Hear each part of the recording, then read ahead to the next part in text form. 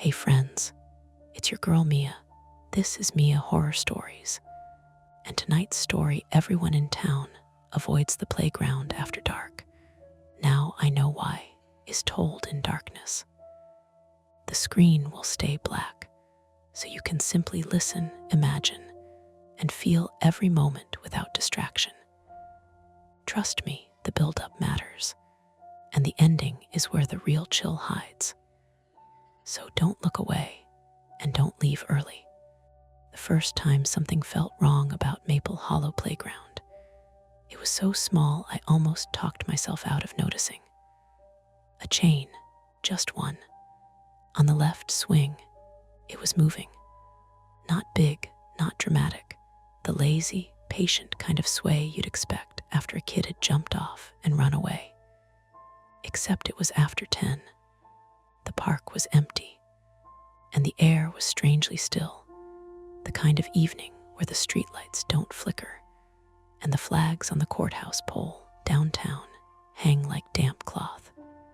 I stood at the edge of the gravel path and listened to what the place sounded like when it was supposed to be asleep.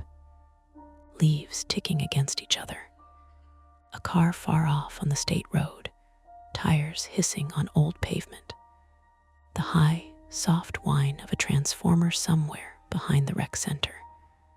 And under it all, that faint metallic whisper as the swing chain slid against itself. A little squeak every time it reached the end of its arc. It wasn't a ghost. It wasn't a monster. It was physics, wind, leftover motion.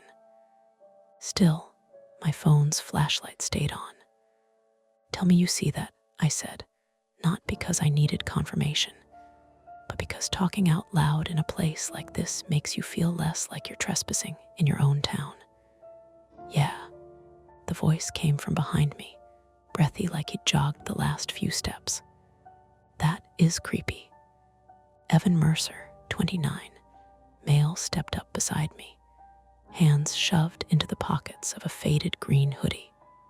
He smelled faintly like laundry detergent and cold air, like he'd just pulled the sweatshirt on without thinking. Evan had the kind of face you forget in a crowd, not because it was bland, but because it was careful, pleasant, neutral, like he'd learned early that in small towns, being noticeable is a risk. "I mean," he added quickly, "not creepy, just weird." "It's wind," I said. Evan looked up at the trees, then at the stillness between them. "Is it?" The swing kept moving, patient and unbothered, as if it had all the time in the world to finish whatever it was doing. I turned my light off, and the park immediately became a different place.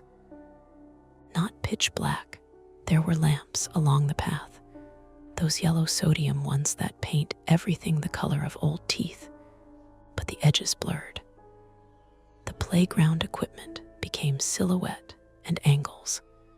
A slide, a set of monkey bars, climbing structure with the plastic faux wood panels, and the little fake store window that always made you feel like a giant. "Okay," Evan said, "why are we here again?" That was the thing. We had a normal reason, the kind you could say at a dinner party without people looking at you funny. Normal reasons don't feel normal at night. "My sister's kid left his backpack here," I said. "He's 5. It had his inhaler." "I thought you said he's in Boston," Evan replied. "He is. They drove down this week. They're staying at my place." I rubbed my thumb against the side of my phone without realizing I was doing it. A nervous habit. Maya called me from the hotel parking lot, freaking out. The inhaler's not one of those "maybe you'll need it" things. It's a "you need it" thing. "Right." Evan nodded, then glanced back toward the road as if expecting headlights. "So why didn't you come earlier?" I could have told him, because I waited until my sister was done spiraling, until the kid was asleep, until I didn't feel guilty for wanting to step out of my own apartment for 10 minutes without somebody needing something from me. Because when you move back to your hometown at 32, you suddenly become the person people assume is available. But I just said, traffic. And then I couldn't find my keys. Evan didn't push. He never pushed. That was part of why he'd become my default call when I needed a second set of hands. It was also part of what sometimes made me want to shake him by the shoulders and ask what he was afraid of. My name is Claire Madsen, 32, female, and I moved back to Maple Hollow 6 months ago after a breakup that everyone in town pretends not to know about. I'm the kind of person who writes lists and tries to solve problems before they become emergencies, which means I'm also the kind of person who lies to herself about how much she can control. My private fear, the one I don't say out loud, is that I don't actually have a home anymore, just places I can temporarily make neat. I stepped forward, gravel crunching under my sneakers. The chain swing slowed. It didn't stop. It made that soft, rhythmic squeak like a small animal. Evan held his phone up, screen bright, not using the flashlight, but ready to. Do you think someone's messing with us? Who would mess with us? I asked, then immediately heard how that sounded in a town of 12,000 people, where bored teenagers and petty grudges were practically local currency. Evan shrugged. Someone. I walked toward the swings. The closer I got, the colder it felt, not temperature exactly, but the way shaded areas hold on to the day's damp. The wood chips underfoot gave off a sour, wet smell. Behind the swings was the baseball field, dark now except for the reflective striping on the dugout steps. Beyond that, the back fence and the thin line of trees that separated the park from the river. If you listened hard, you could hear water moving over rocks, the kind of constant hush you don't notice until you do. When I was a kid, this place had been the center of summer. Sticky hands, orange slices, moms in folding chairs, the crack of a bat. Now it felt like a set after the crew had gone home. The swing moved. I put my hand out and caught the chain. It wasn't warm from a kid's palms. It wasn't vibrating like a motor, just cold metal, a little slick with moisture. The motion died under my grip. See, I said, forcing my voice to stay casual. Wind, probably. Evan didn't answer right away. He was looking past me, not at the swings. What? I asked. He pointed with his chin. There, I turned. At first I saw nothing. Then my eyes adjusted to the weird yellow light and I picked it out. Something pale on the ground near the climbing structure, half under the little fake store window. Like a dropped shirt or a plastic bag. Probably the backpack, Evan said, but his tone didn't match the words. I walked over, slower than I needed to. The rational part of my brain narrated, "You're just tired. It's a park. There's trash. There's always trash." The other part of my brain, the part that remembers the feeling of being watched when you're alone, stayed quiet and tight. As I got closer, the pale thing became a small rectangle, not cloth, not plastic, paper. I crouched and picked it up. It was a flyer, folded once, damp at the edges. Someone had pressed it under the structure like they were hiding it from rain. A photocopied notice, black and white, the kind you tack up at diners and laundromats. In block letters at the top, playground closed after dark. Underneath was a seal, not the official town seal, but something someone wanted to look official. A circle with stars around it, the words blurry. Below that, smaller text I had to tilt my phone to read. It wasn't threatening. It wasn't dramatic. It was procedural. For your safety, the Maple Hollow Recreation Department requests Residents leave the playground and surrounding area by dusk. Violations may be subject to fine. There was no phone number, no website, just a line at the bottom. Report issues to the non-emergency line. Evan leaned over my shoulder, reading with me. That's real. It's paper, I said. That's real. He let out a short laugh that didn't sound amused. I've never seen that posted anywhere. Me either. I flipped it over. Blank. What's the date? Evan asked. I looked again. No date, no signature, no name. Just an instruction, like the town had always done this, and we were the weird ones for not knowing. I stood up, flyer in my hand, and scanned the equipment. The metal slide, the monkey bars, the little roofed platform, the plastic steering wheel kids used to spin until it squealed. Everything normal, everything in its place, except for the flyer tucked like a secret. Evan shifted closer to me, not touching, but present. Claire, he said quietly, your sister's kid's bag. Let's just find it and go. I nodded, but my eyes kept catching on the dark shapes beyond the playground, the tree line, the fence, the river. The places the streetlights didn't reach. A car passed on the road, and for a second the headlights swept the park, making the shadows move in a way that felt like something changing its mind. Then it was gone, and the park settled back into itself. Okay, I said. We find the backpack. We leave. Evan exhaled like he'd been holding his breath. Good. We started toward the climbing structure. Evan's phone light clicked on, bright and white now, cutting the park into sharp pieces. The beam landed on the slide, then the ground beneath it, then the small tunnel kids crawled through. It also landed, just for a second, on something near the far fence.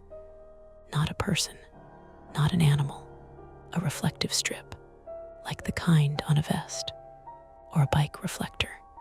Something that caught the light and flashed back at us, then disappeared as Evan moved his hand.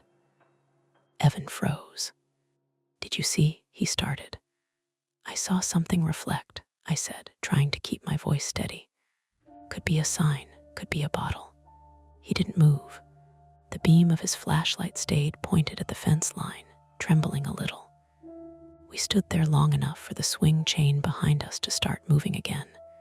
Not much, just a small, stubborn sway. Evan turned his head toward the sound, then back toward the fence, like he couldn't decide which thing he trusted less. We can leave, he said, too fast. We can tell Maya to get a new inhaler. We don't have to, no, I interrupted, surprising myself with how sharp it came out. The truth was, I didn't want to be the person who backed away from a park in my own town because of a flyer and a reflection. I didn't want to call my sister and admit I'd gotten spooked. I didn't want to give whatever this was the power of being unnamed. I looked at Evan. We're already here. He swallowed, Adam's apple bobbing in the glow from his screen. And if someone's here too, I held up the flyer. The damp paper curled at the edges in my hand. Then we find the bag fast, and we decide what we're doing with this. Evan's gaze flicked from the flyer to the dark equipment and back. He nodded, but it was the nod of someone agreeing because disagreeing would feel worse. We took 2 steps forward together, and that was the choice. Keep it simple, find the backpack and go. Pretend the sign didn't exist, or treat the sign like what it was, a warning someone went out of their way to hide in plain sight. Either way, we had to move, and the park, quiet, ordinary, damp with night, waited to see which kind of people we were. We found the backpack faster than I expected, which somehow made everything worse. It was hooked over the back of the little plastic bench inside the climbing structure, the one meant for imaginary grocery stores and pirate ships. Blue dinosaur print, a frayed strap. exactly where a distracted adult might have set it down while answering a phone call. I reached for it, relief already loosening my shoulders. "That's it," Evan said. "Great, we're done." I slid the backpack off the bench and felt the weight of it, heavier than I expected. When I unzipped the front pocket, the zipper made a loud, teeth-grinding sound that echoed inside the hollow plastic walls. My chest tightened at the noise, irrationally afraid it had traveled farther than it should. Inside, a half-crushed juice box, a small toy car, a packet of crackers. No inhaler. I checked the main compartment, then checked again, fingers digging past a folded sweatshirt. "Claire," Evan said, and I could hear the question forming in his voice. "It's not here," I said. The word not landed hard, like something breaking. I stood there longer than necessary, staring into the backpack as if the inhaler might materialize if I gave it enough time. My phone buzzed in my pocket, and I flinched before pulling it out. Maya's name lit the screen. I didn't answer right away. "Just tell her," Evan said quietly. He was standing at the entrance to the structure, half in, half out, like he didn't want to commit to either side. "She can get a replacement." "You don't understand," I said, already knowing how defensive I sounded. "It's after hours. Her pharmacy closed at 9. The ER wait times tonight are," I stopped myself, because spiraling out loud would only make it worse. "Let me just check around. He probably dropped it." Evan rubbed his face. "Claire." I looked up at him. In the harsh beam of his phone light, he looked older, the lines at the corners of his eyes deeper. Tired in a way that had nothing to do with the hour. "I can't call her without trying," I said. This was the flaw, the thing I never admitted. The idea that if I didn't fix the problem myself, immediately, it would mean something worse than inconvenience. It would mean failure. It would mean I was as temporary as I felt. Evan hesitated. Then he nodded once. 5 minutes. We split up, a decision I regretted the second it left my mouth, but one neither of us challenged. Evan took the swings and the open area near the baseball field. I circled the equipment, my phone light tracing the ground in a slow, methodical pattern. The park sounded different now. Not louder, exactly, just more specific. The scrape of my shoe against gravel. Evan's footsteps crunching farther away. The river's constant rush, closer than I remembered.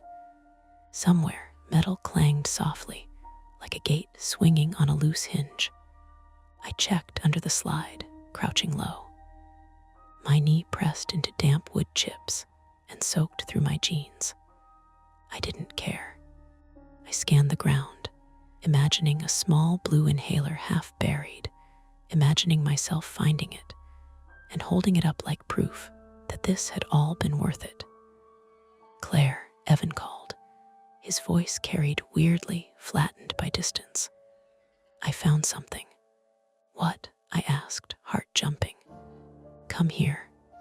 I stood up and followed the sound of his voice toward the fence line. The farther I got from the lights, the more the shadows pooled. The fence was old chain link, the kind with bent metal ties and patches where someone had tried to fix it with zip ties. Beyond it, the trees thickened, their trunks pale in the spill of the flashlight. Evan was standing a few feet from the fence, staring down. "What is it?" I asked again. He pointed. That, on the ground just inside the fence, was another flyer. This one wasn't hidden.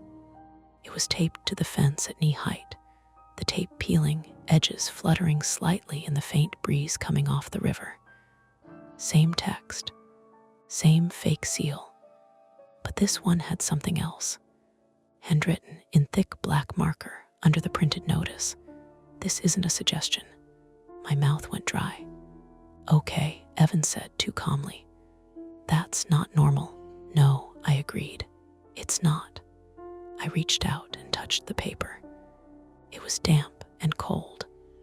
The marker ink had bled slightly, like it had been written in a hurry. This has to be a prank, Evan said, or someone with a weird sense of humor. Then why mention the non-emergency line? I asked. Why bother with procedure? Evan didn't answer.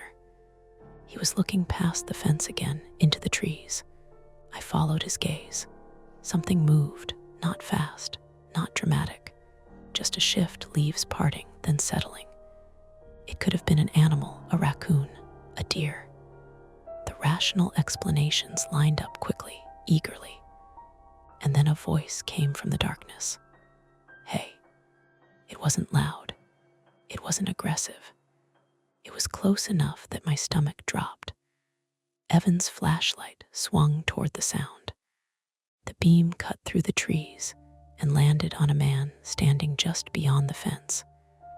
He was wearing a reflective safety vest, the source of the earlier flash, over a dark hoodie.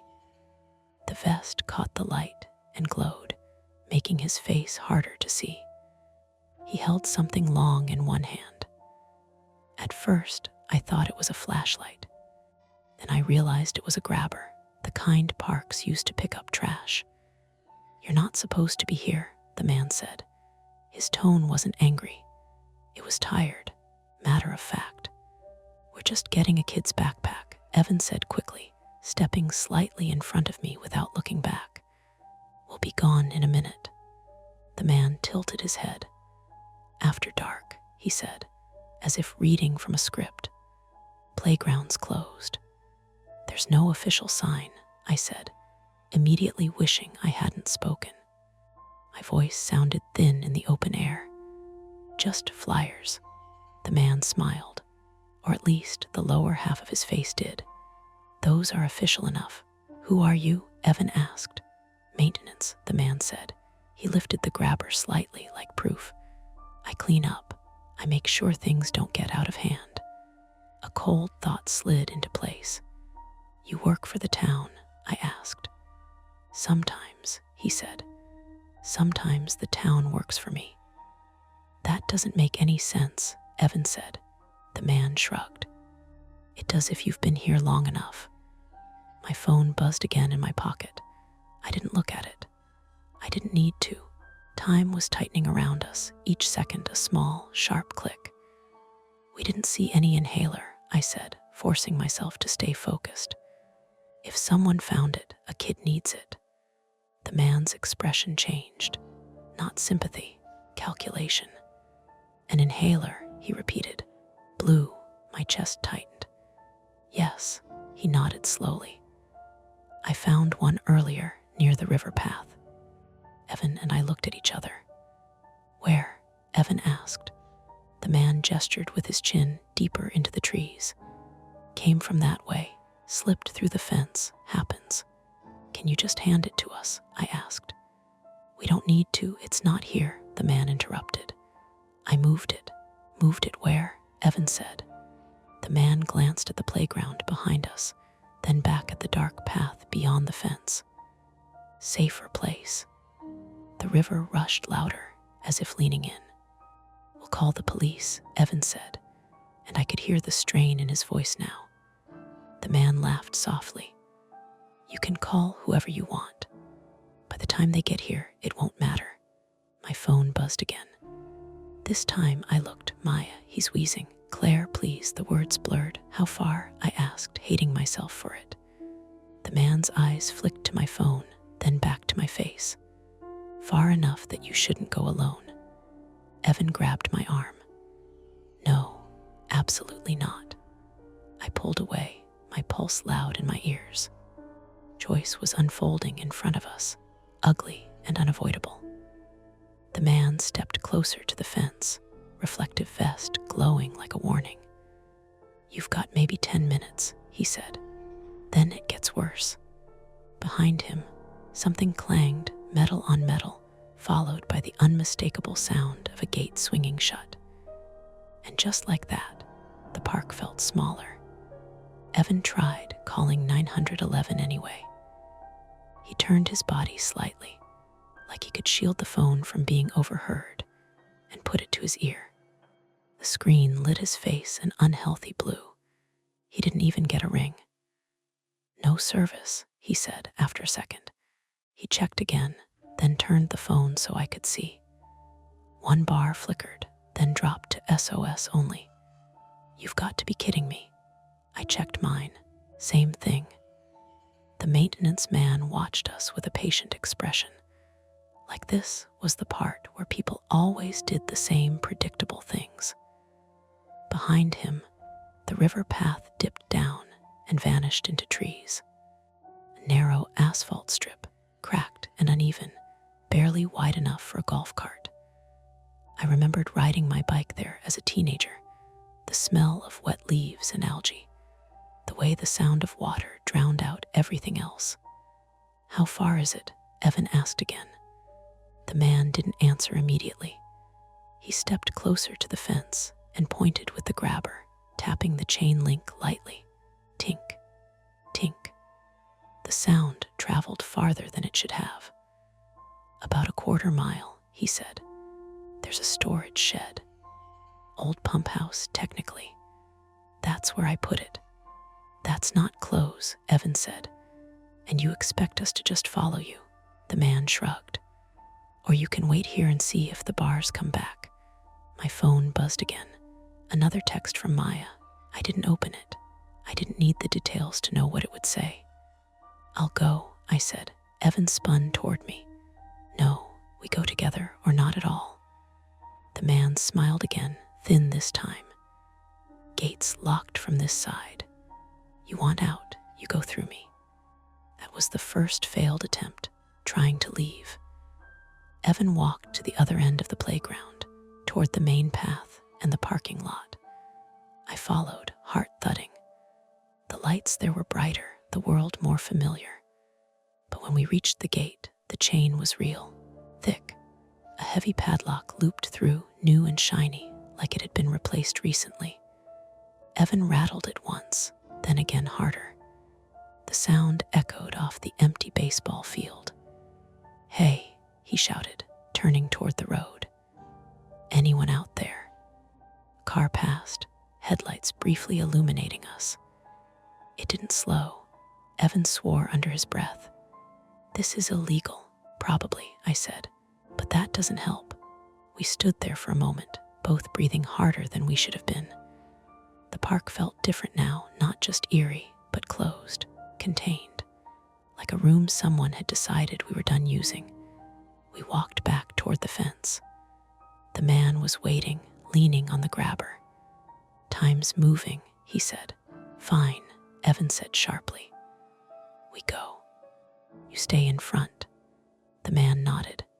"That's how it works." He unlocked a smaller gate in the fence, one I hadn't noticed before, half hidden by overgrown bushes, and pushed it open. It squealed loudly, metal protesting. I flinched at the sound, then felt foolish. Everything out here made noise. We stepped through. The river path sloped downward immediately. The asphalt was slick with damp leaves, and my shoes slid slightly with each step. The smell was stronger here, water, rot, something metallic. Maintenance man walked ahead, his reflective vest bobbing like a warning sign. Evan stayed close to me, our shoulders almost touching. After about 50 yards, I heard footsteps behind us. I froze. Evan turned, flashlight swinging wildly. The beam caught nothing but trees and brush. The footsteps continued, quick, uneven. "There's someone else," Evan whispered. My heart hammered. The sound was close enough that I could feel it in my chest. Then a shape burst out of the undergrowth, low, fast, wrong. I yelped and jumped back as a dog skidded onto the path, nails scrabbling on asphalt. Medium-sized, muddy leash trailing behind it. It barked once, then ran past us toward the park, tail tucked. Evan let out a shaky laugh that turned into a cough. "Jesus," Okay. The maintenance man didn't even look back. People don't leash their dogs, he said. It's a problem. That was the misdirection. The relief was real, but thin. We kept going. The path curved left, following the river. The sound of water grew louder, drowning out our footsteps. My calf started to cramp from the uneven ground. I stumbled once and caught myself on Evan's arm. You okay? He asked. Fine, I said, lying. Ahead, a shape emerged from the trees, a low concrete building with a rusted metal door. The pump house. A single security light above it flickered weakly, casting more shadow than illumination. The maintenance man stopped and pointed with the grabber. There. Evan moved past him before I could stop him. Give it to me. The man's eyes tracked Evan calmly. I said it's inside. Evan reached for the door handle. It didn't budge. Locked. Open it, Evan said. The man fished a keyring from his pocket, jangling deliberately, and unlocked the door. It creaked open, the smell hitting us immediately, damp concrete, old oil mildew. Inside, the pump house was cramped. Pipes ran along the walls. A single workbench sat in the corner, cluttered with tools. Evan swept the flashlight around. No inhaler, he said. I felt a cold wave of panic. You said, hold on, the man said. He stepped past us and reached under the bench. That was the second failed attempt, trusting his word. He pulled out a plastic bin and flipped the lid. Inside were small, collected things, lost and found debris. A single shoe, a cracked phone, a pair of kids' glasses, and a blue inhaler. I lunged for it. The man snapped the lid shut and pulled the bin back. Hey, Evan shouted. What the hell? The man's tone hardened. I need to know something first. My chest felt tight now, like sympathy pain. Please, I said, he needs it. The man studied my face. You moved back recently. It wasn't a question. My stomach dropped. How do you know that? He ignored it. People who stay learn. People who leave forget. And then they come back and think things are the same. Evan stepped between us. This is insane. The man's grip tightened on the bin. What's insane is thinking rules exist for no reason. Behind us, the pump house door slammed shut. All three of us turned. The sound echoed, loud and final. I rushed to the door and tried the handle. Locked from the outside. My breathing went shallow. That wasn't me, Evan said, voice rising. The maintenance man looked genuinely surprised. He moved to the door and rattled it once. That's not supposed to, something clanged outside. The sound of metal sliding into place. A second lock. The man went still. For the first time, he looked uncertain. The security light above flickered, then went out completely, plunging the pump house into near darkness. Evan's flashlight was suddenly the only light, the beam shaking. What is happening? I asked, panic finally breaking through. The man swallowed. They weren't supposed to be here tonight. Who? Evan demanded. The man didn't answer. Outside, footsteps moved away along the river path. More than one set. I pulled out my phone again. No signal. No bars. The pump house felt smaller by the second, the air thick, hard to breathe. The inhaler sat in the bin between us. So close. And now, with the door locked and the light gone, retreat wasn't an option. Evan killed the flashlight for a second. Not because he wanted darkness, because he wanted quiet. The beam had been bouncing around like a panic attack, pipes, wet concrete, the maintenance man's reflective vest flaring whenever Evan's hand shook. It made the room feel like it was moving. When the light went off, the pump house stopped being a slideshow of fear and became what it actually was, a cramped, damp box with another box inside it, our breathing. Listen, Evan whispered. We stood in the dark long enough to hear it. Footsteps, gravelly and deliberate, stopping outside the door. A pause. The soft click of someone testing the handle, as if to confirm the lock held. Then a voice, muffled through metal. Got him. The maintenance man didn't answer right away. I heard him swallow, heard the wet sound of it in the still air. Yeah, he said finally. His voice was different now, smaller. But this doesn't matter, the voice cut in. You know the deal. Evan's hand found mine without looking. His palm was hot and damp. I squeezed back so hard my knuckles hurt. My phone buzzed in my pocket again like it was trying to climb out of me. Maya, probably. Another please. Another he's getting worse. A message I couldn't solve with a calm voice and a list. The maintenance man shifted. In the dark, his vest made a faint crinkle. We need the inhaler, I said, not whispering, not pleading, stating it like a fact the universe had to acknowledge. The voice outside laughed once. Short, no humor in it. Everybody needs something, it said. Evan snapped the flashlight back on, beam hard and white, pinning the door like it could burn through. Open it, he shouted. Now, silence. Then footsteps moving away, unhurried. The pump house settled again into damp and wire, and the smell of old oil. Second, nothing happened, just us, our breaths. The river outside, rushing like it didn't care.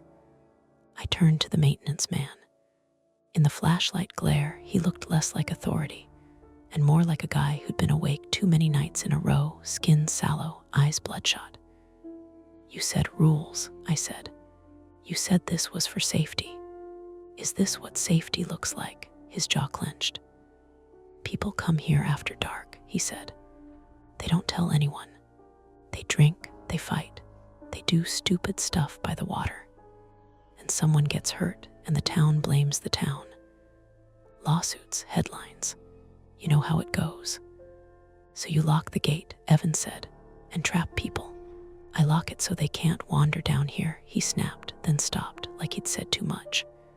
My stomach turned. Wander down where? He looked at the bin like it was a shield. The pump house, he said.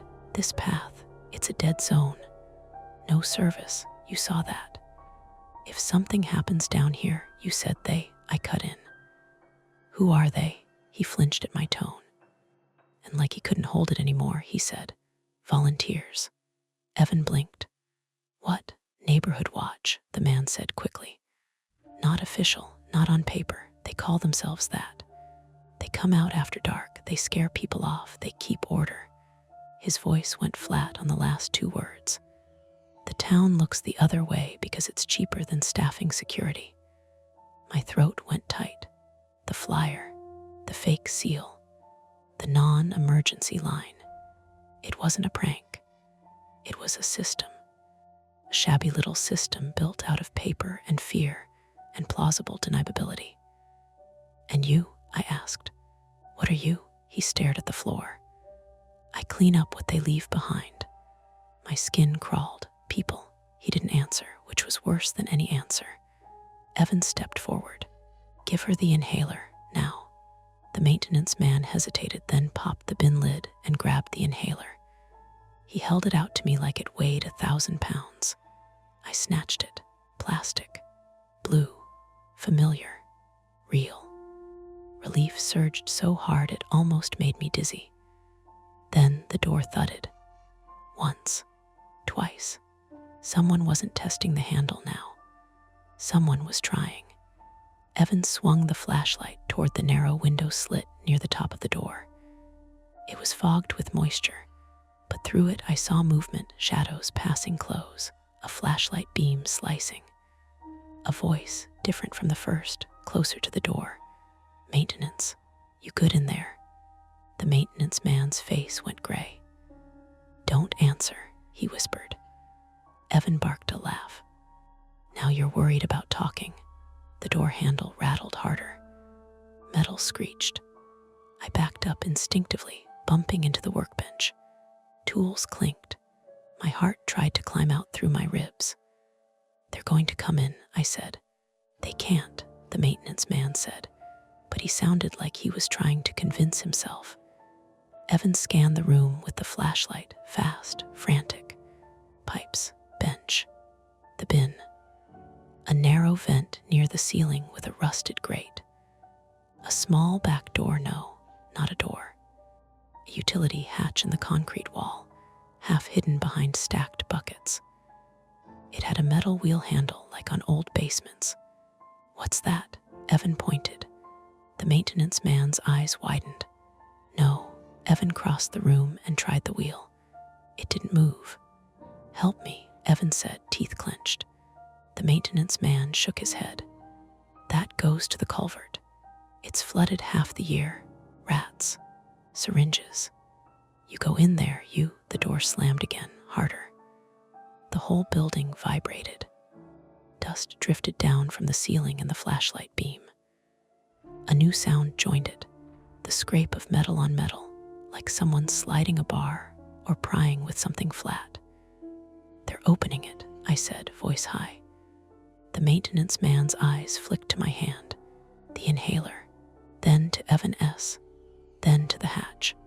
Something inside him snapped, not into bravery exactly, into survival. He stepped to the hatch and put both hands on the wheel. "On 3, he said. Evan braced. 1, the door outside groaned. 2, shoved my shoulder against the wall beside the hatch, adding weight where I could, breath ripping in my throat. 3, we turned. The wheel fought, then gave with a wet clunk. The hatch creaked open, releasing a breath of air that smelled like river mud and rust. Blackness yawned beyond it. Evan angled the flashlight into the opening. Water glimmered below. Not a full flood, maybe shin deep, but moving, sluggish, and cold. The maintenance man stared at it like he'd rather face the people outside. "Go," Evan said to me. "Not leaving you," I said automatically. "Claire." Evan's voice cracked on my name. "He needs it, now." The personal stake hit me like a punch, not just Maya's kid. The fact that I'd built my whole identity lately on being useful, reliable, the one who fixes things. If I didn't get that inhaler to him, I wouldn't just be late, I'd be the person who failed when it mattered. I looked at the maintenance man. "You're coming." He shook his head, eyes shining in the flashlight glare. "They won't hurt me." Evan stared at him. "You sure?" The man didn't answer. Outside, the door latch popped. A thin line of light appeared at the seam as the door shifted inward. Evan swore and shoved the hatch wider. "Claire, go." I ducked into the opening feet first, lowering myself until my shoes hit cold water. The shock stole my breath. It was deeper than it looked mid-calf immediately. The current tugged at my jeans, heavy with silt. Evan climbed in after me, landing hard with a splash that soaked his hoodie. He hissed through his teeth. "What?" I asked, panic flaring. "Cut," he said, voice tight. He swung the flashlight down. A sharp edge broken metal, maybe from an old grate, had sliced his forearm. Blood welled dark in the beam, mixing with the water. Not life-threatening, but real, slippery, painful. Behind us, the pump house erupted with noise, the main door opening fully, voices entering, flashlights sweeping. "Hey," someone shouted. "What the..." Evan shoved the hatch closed from our side, muscles straining, wheel clanking, as he spun it back as far as it would go. The metal sealed with a final thunk that sounded flimsy in the face of angry people. Then we were in the culvert, 2 humans crouched in a concrete throat under the town, ankle to calf deep in river runoff, flashlight beam cutting ahead. The tunnel sloped upward slightly, away from the pump house. Our shoes scraped on grit. The air was colder here, damp enough to cling to the inside of my nose. Somewhere above, I heard the faint rumble of a car passing, oblivious. We moved fast, splashing, slipping, trying not to think about what else lived in this water. Evan's breathing was ragged. Every few steps he winced, cradling his bleeding arm close to his chest. After maybe 20 yards, the tunnel split, one branch narrower, the other wider. Evan hesitated. "Which way?" he asked. I didn't know. I didn't have a map. But I remembered the river's curve, the way the path ran parallel to it, the way the park sat above. "Left," I said, choosing with nothing but instinct and the faint sound of water. We turned left. The light ahead changed subtly, less black, more gray. The tunnel rose. The air smelled fresher. Then we saw it, an iron grate at the end, half covered in leaves and branches, moonlight leaking through. We weren't out yet, but we were close. Behind us, faintly, through concrete and water, came a dull, metallic pounding. They'd found the hatch. Evan looked at me, eyes wide and wild. "We can't go back," he said. "I know," I whispered, gripping the inhaler so hard it dug into my palm. We pushed forward toward the grate, toward whatever waited outside, injured, soaked, shaking, but with the one thing that mattered clutched between us. The conflict with the people behind the door was over in one sense. We'd gotten away, but the cost was already written into Evan's bleeding arm, into the cold that had sunk into my bones, into the fact that Maple Hollow now felt like a town with hidden hallways. And we weren't finished paying. The grate didn't open like a movie. It didn't swing out with a heroic groan. It fought us in small, humiliating ways. Evan jammed his good hand between the bars and tried to lift. The iron didn't move. My fingers were so cold they felt thick and wrong, like I was wearing gloves made of rubber. We pushed together, shoulders braced against slimy concrete. Leaves and branches scraped down on our heads from the outside. The grate finally shifted an inch with a gritty squeal. Then it stopped again. "Wait," Evan said through clenched teeth. Blood from his forearm had thinned into pink streaks along his wrist, mixing with culvert water. He was shaking, cold, pain, adrenaline. "Evan," I said, and heard my own voice for the first time, raw, too loud. He sucked in a breath. "Just give me a second." He repositioned his hand, pushed again. The grate slid up another inch, then another, until there was finally enough space for me to wedge my shoulder under it. I shoved. The grate lifted just high enough to let us crawl out on our stomachs like kids doing something we weren't supposed to do. We rolled onto wet grass behind a row of shrubs, not far from the riverbank. Moonlight washed everything the color of steel. The air outside was colder than the tunnel but cleaner, and I pulled it into my lungs like it was medicine. Above us, the town hummed quietly. Distant traffic, a far-off train horn. Somewhere, a dog barked and got answered by another. Then the exchange died out. We lay there for a second, listening. No footsteps, no shouting, no flashlights cutting through the brush. Evan made a thin sound that might have been a laugh if it had more air in it. "We're out," he said, like he didn't believe it. My hands were cramped around the inhaler. I forced my fingers to unclench, then checked it like I needed proof it was still real. I looked at Evan's arm and my stomach rolled. "You need stitches," I said. "It's not that bad," he replied automatically, which was the first lie people tell when they're scared of making things official. I pulled my phone out. Still, SOS only. Evan did the same. He tried moving up the slope toward the street, half running, half stumbling. I followed, jeans dripping, shoes squishing.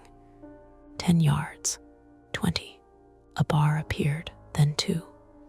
Evan's face tightened with relief, and he hit redial without saying anything. This time it rang. 911, what's your emergency? Evan spoke fast, words tumbling. We're at behind Maple Hollow Playground, near the riverbank. We were trapped in the pump house. There are people my friend needs to get an inhaler to, kid. I'm injured. The dispatcher cut in, trained calm. Sir, slow down. Are you safe right now? Evan looked at me. I looked back. We were standing under a streetlight now, dripping onto the curb, looking like we'd crawled out of the ground. Safe felt like a temporary condition. I don't know, Evan said honestly. Not really. I took the phone from him because my hands needed something to do that wasn't shaking. We escaped through a drainage culvert, I said, forcing my voice into a steady shape. We were locked in. There were multiple individuals outside the pump house. We need police and EMS. There was a pause, a keyboard clicking. Units are en route, the dispatcher said. Stay where you are if it's safe to do so. Do not approach the area again. I almost laughed, as if returning were an option, as if a part of me wasn't already replaying the latch popping, the voices at the door, the maintenance man's face when he realized he'd lost control. I need to deliver an inhaler, I said. My nephew is having breathing trouble. Ma'am, is he with you? No, he's at my apartment, about 7 minutes away. Another pause then. If you can do so safely, have someone else drive him to the nearest emergency department. If not, EMS can respond to him as well. What's the address? I gave it. Evan stood hunched over, pressing his sleeve to his arm. His lips were pale, not from blood loss, more from cold, and the way your body empties itself after it has been running on fear. We should just go, I told the dispatcher. We can meet the police at my apartment. I can hand off the inhaler.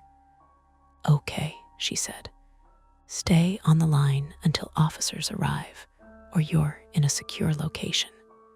We moved fast through streets that suddenly felt unfamiliar, even though I'd driven them 1,000 times as a teenager.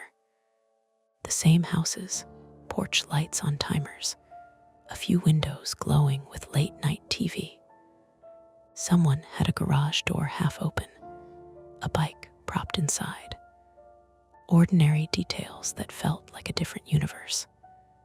At my building, Maya was already outside, barefoot in the cold, clutching her son against her shoulder. Maya Madsen, 35, female, looked wrecked in the way parents do when they've been watching their child struggle to breathe. Her hair was pulled into a lopsided bun, sweatshirt inside out. Her eyes went straight to my hand. You got it, she asked, voice tight. I held it out. She took it like it might crumble. Liam Madsen, 5, male, was warm and heavy against her, his cheeks flushed, breath making a faint wheeze that was almost a whistle. His eyes were half-lidded, exhausted. Maya shook the inhaler, fitted it into the spacer she'd brought from the car, and guided it to his mouth like she'd done it 100 times. Okay, bud, big breath, Liam tried.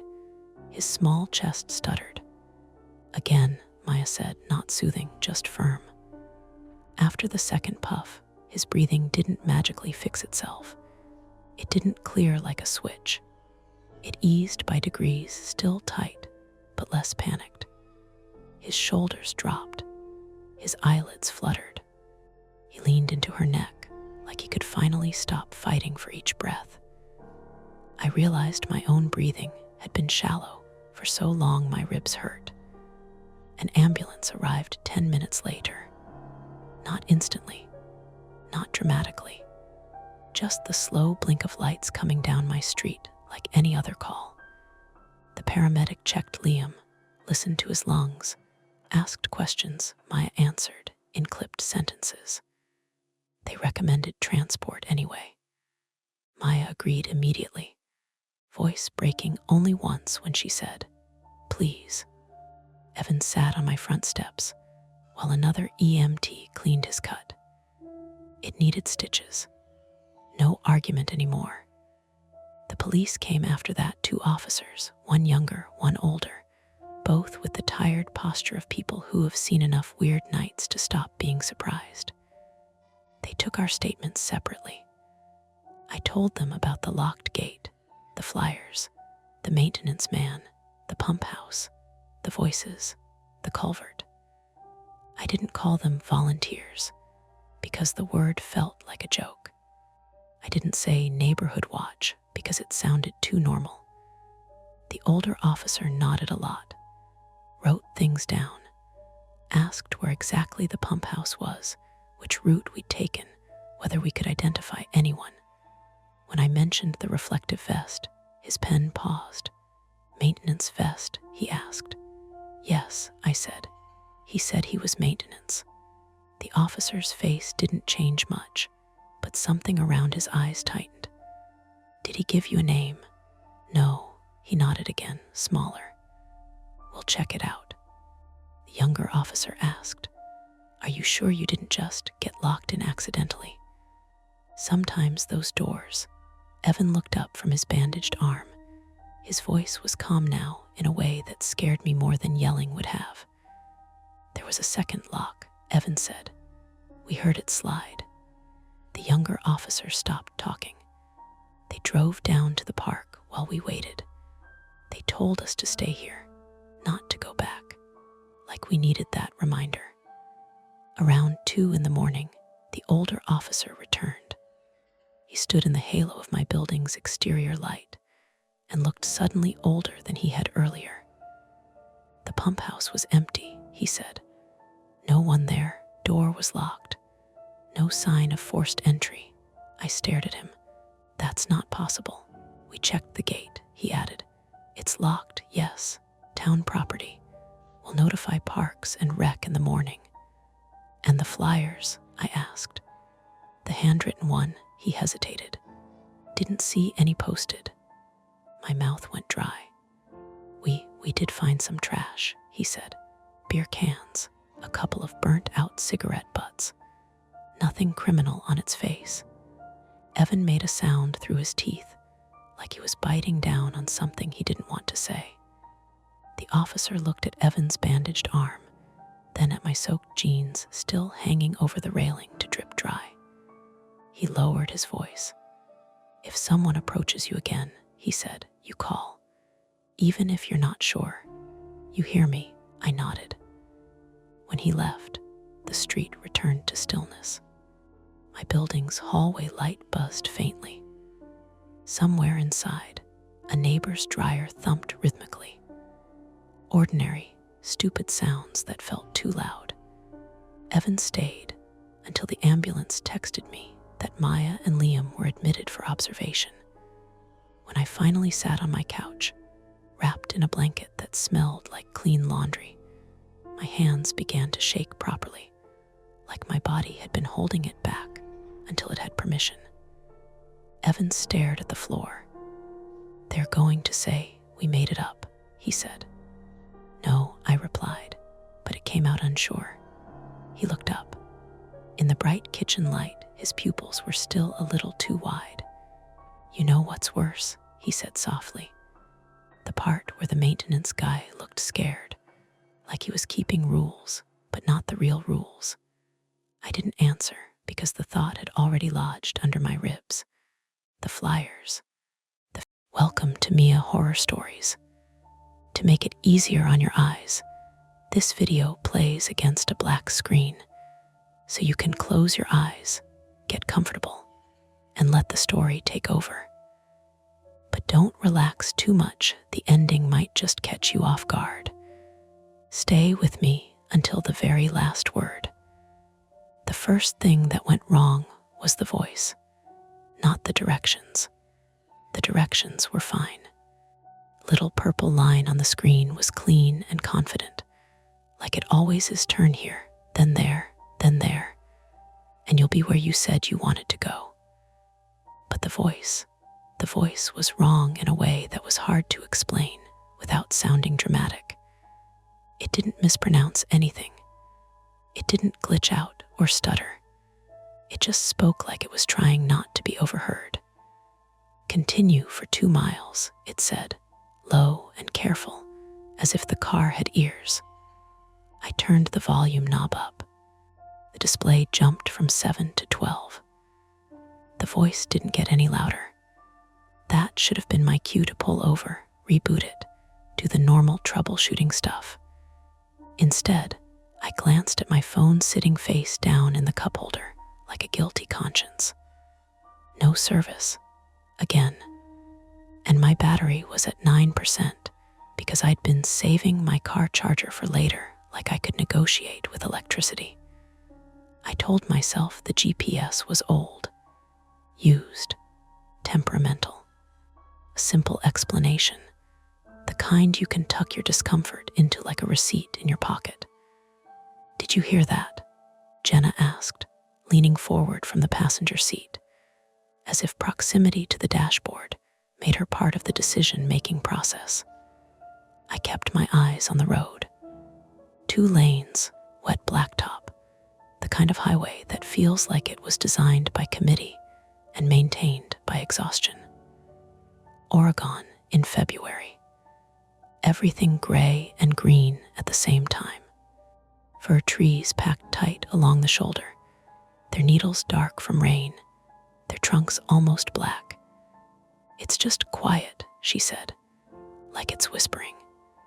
"It's not whispering," I said, and the way I said it made it sound like I was trying to convince myself. The windshield wipers dragged back and forth with that familiar rubbery squeak at the end of each pass. My heater had this faint smell dust and warm plastic, like the first time you turn it on after a long summer. Jenna had a takeout coffee between her knees. Every so often, it sloshed a little and the lid clicked. We were 40 minutes outside Bend, headed toward a cabin that my coworker swore was off-grid in a cute way, which I'd already decided meant you will not be able to call anyone if you slice your finger open making dinner. It was supposed to be a simple weekend. 2 days. No inbox. No calendar invites. A reset with a person I liked a lot. And maybe, if I was honest, a small test. Could I stop white-knuckling every quiet moment long enough to actually enjoy it? I'd bought the GPS that morning because my phone had been doing that thing where it pretends to have reception. And then, when you need it, it gives you a cheerful little SOS only, like a joke. I stopped at a pawn shop on the edge of town while Jenna ran into a grocery store for snacks and drinks. The GPS was in a glass case between some old cordless drills and a set of golf clubs missing a club. The guy behind the counter said, "This one's cheap because it's old, but it works. You'll be fine." He de-said it the way people say you'll be fine when they don't actually know if you'll be fine. Now it sat suction, cupped to my windshield, a matte black rectangle with scratches on the frame and someone's thumbprint permanently ghosted into the screen. The voice said, "Prepare to exit in 1 mile." "Okay," Jenna said, already brightening. "So we're close." "We're not close," I said, and then softened it because I heard myself. "We're getting there." She gave me a look. It wasn't offended. It was the look of someone who's learned the shape of your stress and knows where not to press. "You're doing the jaw thing," she said. "I'm not doing the jaw thing." "You are," I unclenched without meaning to. My teeth ached in that dull way they do when you've been bracing for something all day and didn't notice. Jenna looked out her window at the trees whipping past. "It's pretty out here, like the kind of pretty where you could get lost." "Thanks," I said. "That's exactly the vibe I was hoping for." She laughed, short and warm. It eased something in my chest. For a moment, the road was just a road. The wipers squeaked. The tires hissed on wet asphalt. A logging truck passed us going the other way, spraying mist. Normal. Then the GPS spoke again. Do not take the first paved road. I blinked. My hands tightened on the steering wheel. Jenna turned toward the device. What? The screen showed a simple map with our route, the purple line curving toward an upcoming exit. Beneath it, the standard text, exit right in 0.8 miles. No warning. No little triangle icon. Nothing that would suggest the device had just delivered a sentence like a person. It didn't say that, I said automatically, even as I replayed it in my head. The wording, the do not. Way it sounded like a rule, not an instruction. Jenna's eyebrows were up. She wasn't smiling now. It definitely did. I heard it. I glanced at the volume. Still 12. I tapped it down to 11, then back up. The voice didn't change. Maybe it's some feature Jenna offered, like those GPS things that warn you about toll roads. Toll roads don't start with do not, I said. They start with avoid or recalculating. I reached over and pressed the screen. It didn't respond at first. I pressed again, harder. The map zoomed in with a jerky animation. My route was still there. The exit was still there. But the device felt sluggish, like it was thinking. A small notification bar at the top flickered too fast to read and then disappeared. Jenna leaned in. I could smell her coffee, bitter and sweet. Maybe it's the previous owner's settings, like some custom alert. That's not how GPS works, I said, but the truth was, I didn't know how this particular one worked. Never used a standalone unit outside of rental cars. The exit sign appeared ahead through the rain, a green rectangle with white lettering that glowed under our headlights. Junction 15, Service Road, no through traffic. Jenna read it out loud. Service Road, no through traffic. That's not great. I'm sure it's fine, I said, and the fact that I said it with the same cadence as the pawn shop guy did not escape me. The GPS spoke again. Exit now. This time, it sounded normal, flat, confident, loud enough to hear.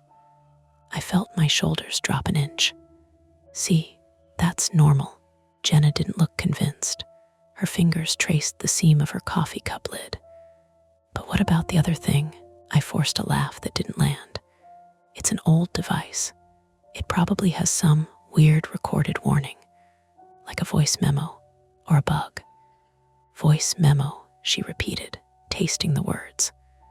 Like someone recorded, do not take the first paved road into their GPS. I didn't answer because the idea made my scalp itch. The exit lane split off to the right. The line of reflective markers guided it like breadcrumbs. I signaled, moved over, and felt the car drift into the lane with that small, satisfying thump as the tires crossed the groove. The service road curved away from the highway into the trees. The sound changed immediately, less open air, more enclosure. The highway's rush faded behind us, replaced by the dull patter of rain on leaves and the steady hum of our engine. The sign "No Through Traffic" felt less like a statement and more like a dare. Up ahead, a second sign loomed, authorized vehicles only. Under it, a narrower paved road cut off to the right, fresh asphalt, bright paint, almost too clean. Straight, inviting, like a shortcut drawn by someone who wanted you to take it. The GPS screen showed two options, our purple line continuing straight on the service road, and a faint gray road branching right. The gray road didn't have a label. It was just there. The GPS didn't say anything. Jenna stared at the right-hand road. That looks new. It does, I agreed. My stomach had that light, hollow feeling, the one that shows up right before you realize you've made a decision you can't easily undo. I glanced back at the main service road, older pavement, patched and cracked, the kind with uneven edges that tries to throw gravel at your undercarriage. Then I looked at the clean branch to the right again. Jenna's voice was careful. What does the cabin address say? I tapped the printed directions my coworker had texted me, scribbled on a sticky note, now soft from my sweaty palm. It was an address and a name for the rental. No mention of any special roads. No warnings. Nothing helpful. The GPS finally spoke, and when it did, it was quiet again, almost private. Choose. I felt Jenna's eyes on me. I felt the rain, the dark trees pressing in, the clean road on the right like an easy answer, the worn road ahead like the honest one. And in that half second, with my tires on wet asphalt and my phone useless and my pride louder than it should have been, I had to decide which kind of person I was going to be. The one who took the obvious path, or the one who listened to a device that wasn't supposed to talk like that. I took the right-hand road. I wish I could dress that up with some noble reason, saving time, trusting the tech, avoiding potholes. But the truth is simpler and worse. The new pavement felt like control. Smooth, predictable. A clean line through the mess. Jenna didn't say anything as I turned the wheel. The car eased onto the branch road with a soft thud as the tires crossed the seam. The sound of the highway vanished completely, like someone closing a door behind us. The trees pressed in almost immediately. Fir and pine, dense enough that the daylight thinned into a greenish gloom. The road was narrow, but well marked, reflective paint still bright. No cracks, no weeds poking through. It smelled faintly like tar and wet earth. The GPS said nothing. We drove for maybe 30 seconds before Jenna spoke. So, we're doing this. We're doing this, I said, trying for casual. My jaw tightened anyway. The speed limit sign came up fast, 15 mph. Below it, smaller text, local traffic only. That's specific, Jenna said. I slowed. The engine dropped to a low, steady hum. Rain tapped on the roof, softer here, filtered through branches. The wipers squeaked. Everything sounded louder when the car wasn't moving as fast.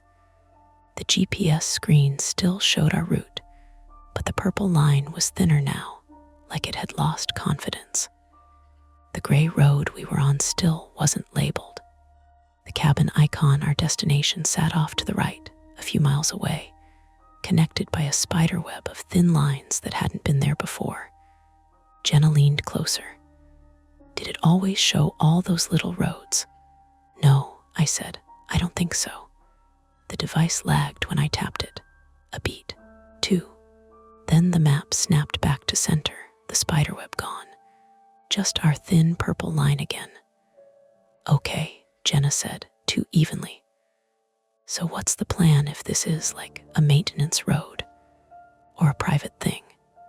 We'll turn around, I said, if it looks wrong. She looked out her window. The trees were closer on her side, their trunks sliding past slow enough to count the knots. It already kind of looks wrong. The GPS spoke. Maintain speed, it said. Quiet, careful. I almost laughed. It's bossy. Jenna didn't smile. It sounds like it's worried. That was when the first problem showed up. Not dramatic, not cinematic. Just a dull, mechanical thump from the rear, followed by a vibration that crawled up through the steering wheel and into my hands. I eased off the gas. The car pulled slightly to the right. No, I said. No. I guided us to the shoulder, which was barely a shoulder, just a strip of compacted dirt and pine needles, and stopped. The engine ticked as it cooled. Rain whispered through leaves. Somewhere far off, something metallic clanged once, then stopped.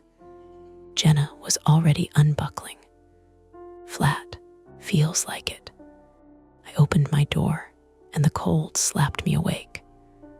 The smell out here was stronger sap, wet bark, the sharp chemical tang of fresh asphalt. The rear right tire was visibly low, the rubber bulging where it met the ground. A roofing nail glinted near the tread, its head slick with rain. "You've got to be kidding me," Jenna said. I crouched, fingers numb as I touched the tire. It hissed softly, a sound like someone exhaling through their teeth. "I can change it," I said, too quickly. "I've done it before." "You hate changing tires," Jenna said. "I don't hate it. You absolutely hate it. You get all intense." She wasn't wrong. Something about being exposed on the side of the road, relying on a jack and my own competence, flipped a switch in me. It reminded me how thin the line was between handled and helpless. "I've got this," I said, already popping the trunk. The spare was there. So was the jack. So was the tire iron, heavy and cold in my hands. The ground was uneven, sloping slightly toward the trees. "Okay," Jenna said, practical mode engaged. "Let me look up a tutorial just to be safe." She pulled out her phone. Her screen lit her face blue. Then she frowned. "No service." "Try again," I said. She did. Same result. She glanced at my phone in the cup holder. "Yours, 9%, I said. "And no service." We stood there for a moment, rain soaking into my jacket, the tire still whispering its slow death. The road was quiet in a way that felt intentional. No birds, no distant engines, just us and the sound of water and that occasional metallic clank, like someone dropping a tool far away. "I'll start," I said. The jack sank into the soft dirt when I tried to set it. I repositioned it, found a flatter spot, wedged a piece of wood underneath from a fallen branch. My hands were shaking, not from the cold. The GPS chimed. "Time remaining, 8 minutes. I froze. 8 minutes until what? Jenna stared at the device. "It's not counting down. It just says that." "Time remaining," I repeated. My mouth felt dry. I tapped the screen. Lag. The map flickered. Then a small text box appeared at the bottom, white letters on gray. "Rule 2, do not stop on the road." "That wasn't there before," Jenna said. "I know." I looked around. The shoulder we were on didn't feel like the road, but the wording was vague enough to make my skin prickle. Rain darkened the dirt beneath my knees. The tire hissed louder now. "Evan," Jenna said quietly, "what if it means this road?" "I don't care what it means," I said. "I'm not driving on a flat." The GPS said nothing. The text box vanished. I cranked the jack. The metal groaned. The car lifted an inch, 2. My arms burned. I focused on the motion, the mechanics, control. Do the steps. Don't think. A low rumble rolled through the ground, subtle enough that I might have imagined it if Jenna hadn't looked up sharply. "Did you feel that?" Before I could answer, headlights flared through the trees ahead. White, then amber. A large vehicle emerged around a gentle curve, utility truck maybe, with a rack on top, and mud splashed up the sides. It slowed when it saw us. Relief hit me so hard my knees wobbled. The truck stopped a few yards away. The engine idled, deep and uneven. The driver's window rolled down halfway. A man leaned out. Late 40s maybe, beard, rain darkened. A reflective vest over a jacket. He took in the scene, the flat, the jack, the GPS glowing faintly inside the car.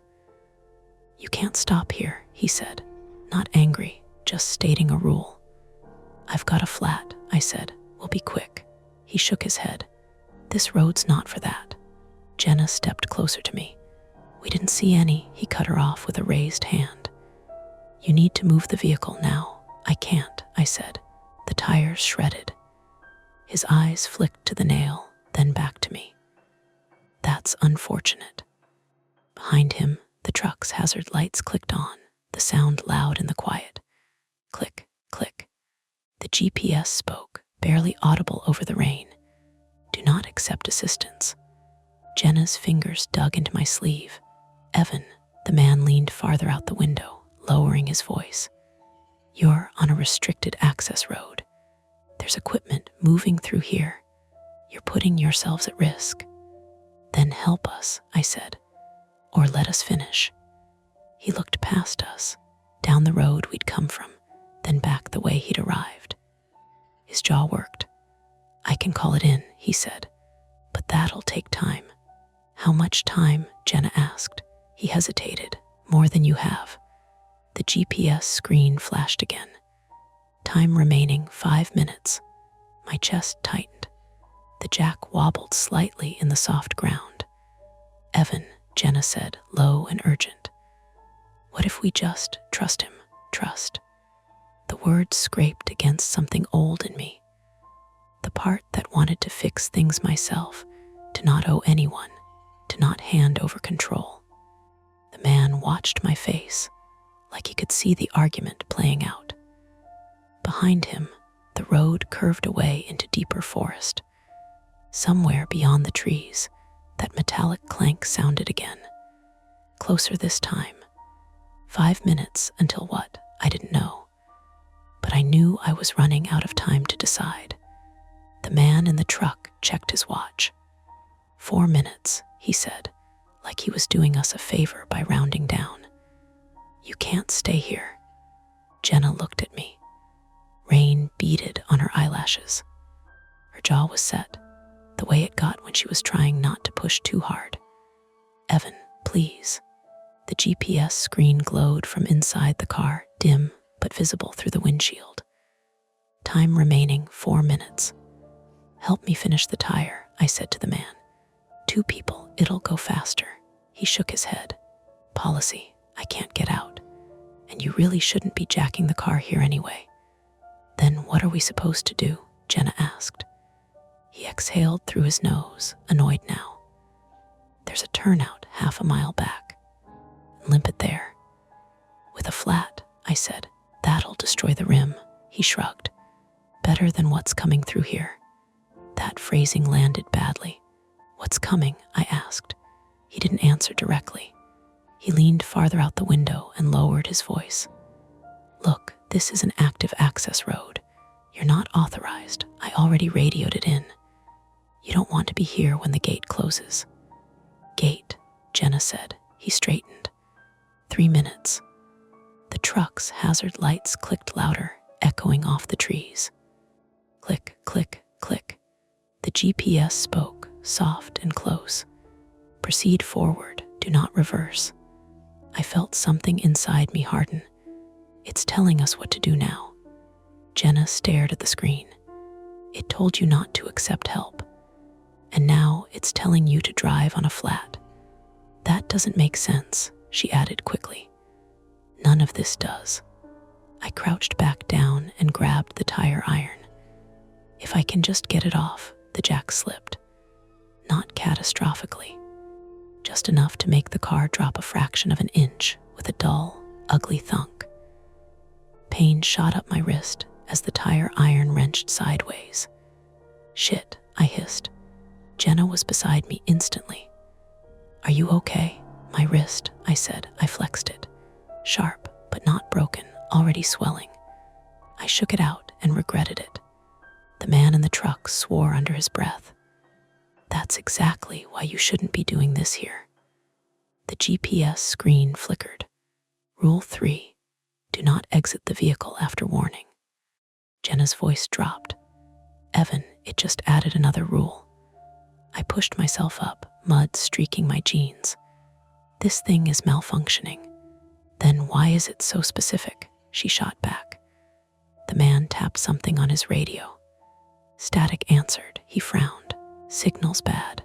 Of course it is, Jenna muttered. A deep vibration rolled through the ground again, stronger this time. Leaves trembled. Somewhere down the road ahead, an engine revved, heavy, industrial. It wasn't close enough to see, but it was close enough to feel. Anne's shoulders tensed. You need to move, now. I looked at the road ahead. It curved left, disappearing into a thicker stand of trees. The pavement sloped slightly downward, away from us. Behind us, the road ran straight for maybe a quarter mile before bending out of sight, back toward the highway. Half a mile to the turnout meant driving backward on a flat, or turning around somehow on a road barely wider than a single lane. Can you tow us? Jenna asked. He shook his head again. Not authorized. I can escort you if you move under your own power. Escort us where? I asked. Off this road. The GPS chimed, louder than before. Unauthorized escort detected. The man froze. Did that thing just? I slammed the driver's door open. Enough, we're driving. Jenna grabbed my arm. Evan, wait. I can't fix the tire, I said. And I'm not staying here. I got in, started the engine. The car shuddered as I eased forward, the ruined tire thumping with every rotation. It felt wrong, like limping on a broken ankle.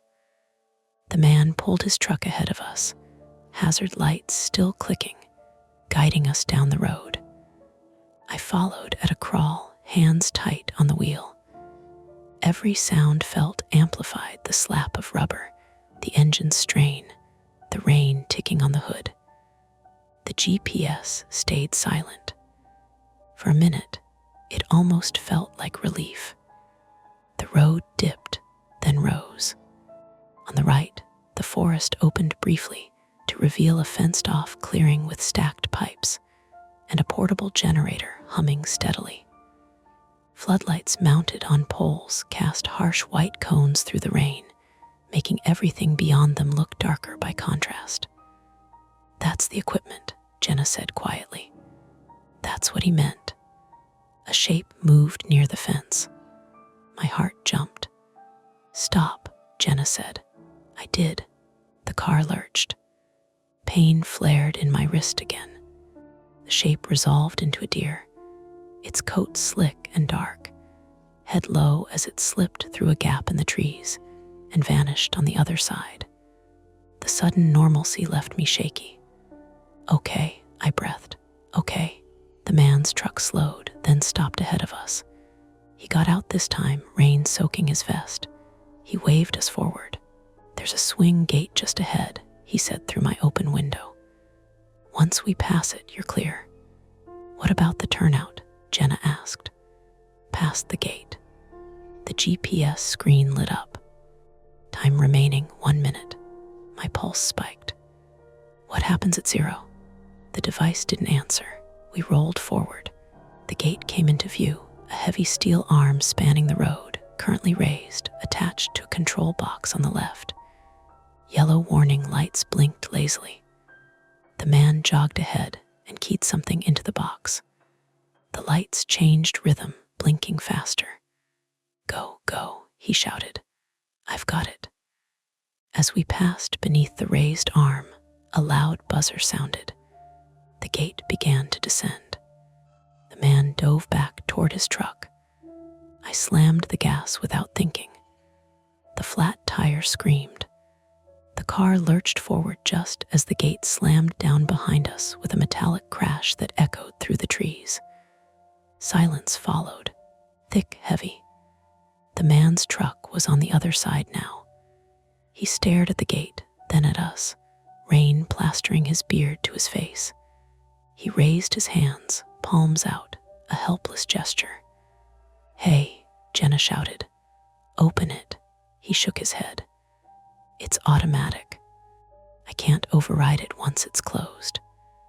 Behind us, the gate lights glowed steady red.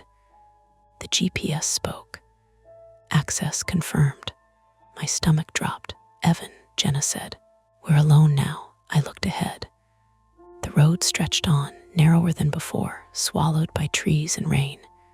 No shoulder, no place to turn around.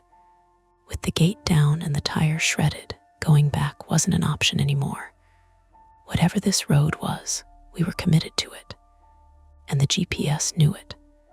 The road changed after the gate. Not in some mystical way, in a civil engineering way. The paint lines vanished. The pavement narrowed until it felt like driving down the center of a hallway. The trees leaned closer, branches hanging low, dripping steadily onto the windshield like a slow leak. I kept the speed under 15 because the flat wouldn't let me forget itself. Thump, thump, thump. Every rotation sounded like another nail being driven in. Jenna had both hands on the dash, not gripping, just bracing. Her coffee was gone. The cup sat in the footwell like evidence. "Tell me we're not just going deeper into a work site," she said. "I don't know," I said. My voice came out thin.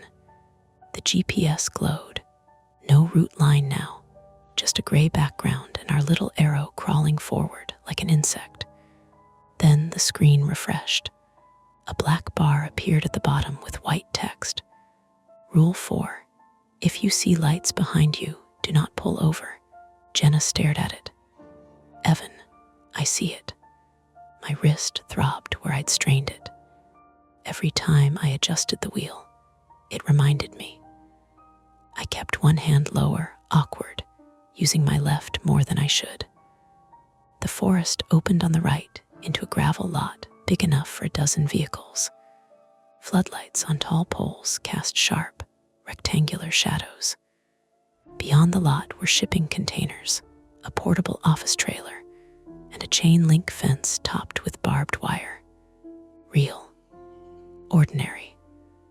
Wrong only in the way it was placed out here, so deep you couldn't imagine hauling it in without a plan. At the far end of the lot was a second gate, thicker than the first.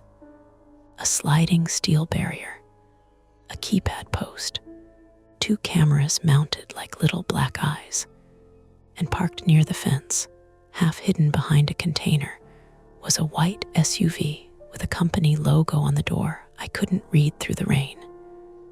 We rolled closer and the GPS chimed. "Stop at the post," it said, in its normal voice, like a rental car GPS again. I slowed until the car crawled. The SUV's interior light flicked on, then off. That could have been coincidence. A door opening and closing. Someone shifting. Jenna leaned toward the window. "Evan, there's someone in there." "Could be security," I said, and immediately hated how hopeful it sounded. The keypad post stood on a small concrete pad, a reader, a camera with a blinking red dot. No signage except a faded placard, authorized access only. Violators subject to prosecution. I stopped, aligning my window with the post. The GPS screen flashed once. Access window. Jenna made a sharp sound. 2 minutes of what? I tapped the screen hard. Nothing. I tapped again. Lag. Then the map zoomed in on a blank grid with a single thin line labeled only with numbers. RD 771. "I've never heard of that," I muttered. Behind us, far back down the road, a light appeared between the trees. One light became 2. Headlights, wide apart, bobbing slightly on the uneven road. Jenna's voice went tight. "Lights behind us." I felt my stomach turn over. Rule 4. If you see lights behind you, do not pull over. "We can't go forward," she said. "The gate's closed." "We can't go back," I said. "We're on a flat." The headlights grew brighter fast, the vehicle moving much faster than 15. The GPS chimed again, insistent. "Enter code." "There's no code," Jenna snapped, eyes darting from the keypad to the approaching lights. "We bought a stupid pawn shop GPS, Evan. It doesn't give out gate codes."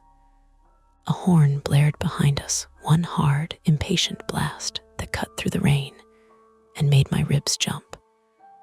Then, through my rearview mirror, I saw the shape, not a normal utility truck, a dark pickup with a grill guard and roof lights, the kind of setup you see on private security trucks and guys who think they're ranch law.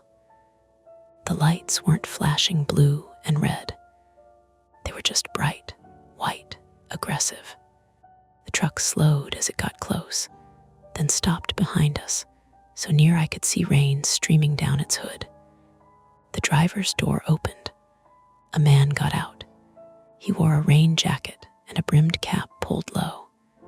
He walked toward us with a purposeful, unhurried stride, like he owned the road. In his hand was a flashlight, angled down, beam bouncing with each step. Jenna whispered, "Lock the doors." I did. The locks clicked like a confession. The man reached my window and rapped on it with his knuckles. Not hard, controlled. I cracked the window an inch. Cold air slid in, the smell of wet gravel and diesel. "What are you doing in here?" he asked.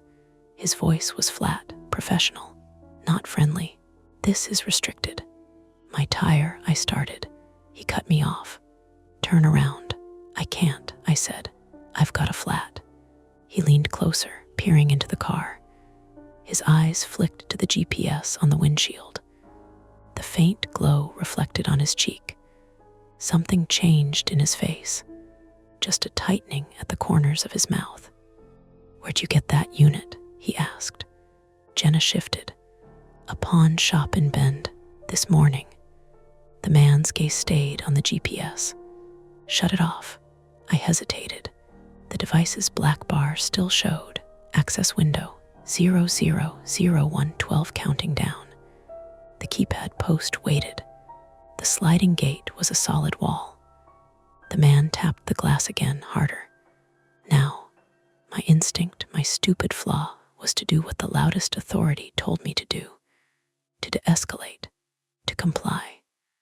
That's how you avoid trouble. I remembered the earlier warning. Do not accept assistance. And then proceed forward. Do not reverse. And now enter code. The truck behind us idled, low and steady, like a big animal. The man's flashlight beam slid over my hands on the wheel, my face, Jenna's. Jenna's voice was low, aimed at me. "Evan, I don't like him." "I'm calling it in," the man said, reaching for something on his belt. "If you don't shut that off, the GPS chirped, loud enough to make all three of us react. Rule 5. If they ask about the unit, do not answer. Jenna's eyes went wide. "Evan." The man's head snapped toward the speaker. His face hardened, and for the first time he looked angry. Not because we were trespassing, because the device had spoken. He yanked the door handle. Locked. He tried again, harder, then stepped back, shining the flashlight in. "Open the door." I swallowed. My mouth tasted metallic. He leaned down, eyes level with mine through the glass. "You don't want to make this worse." Behind him, the white SUV's driver's side door opened. Another figure stepped out, smaller, moving cautiously, hood up. They stood near the fence, watching. Jenna whispered, "There's someone else."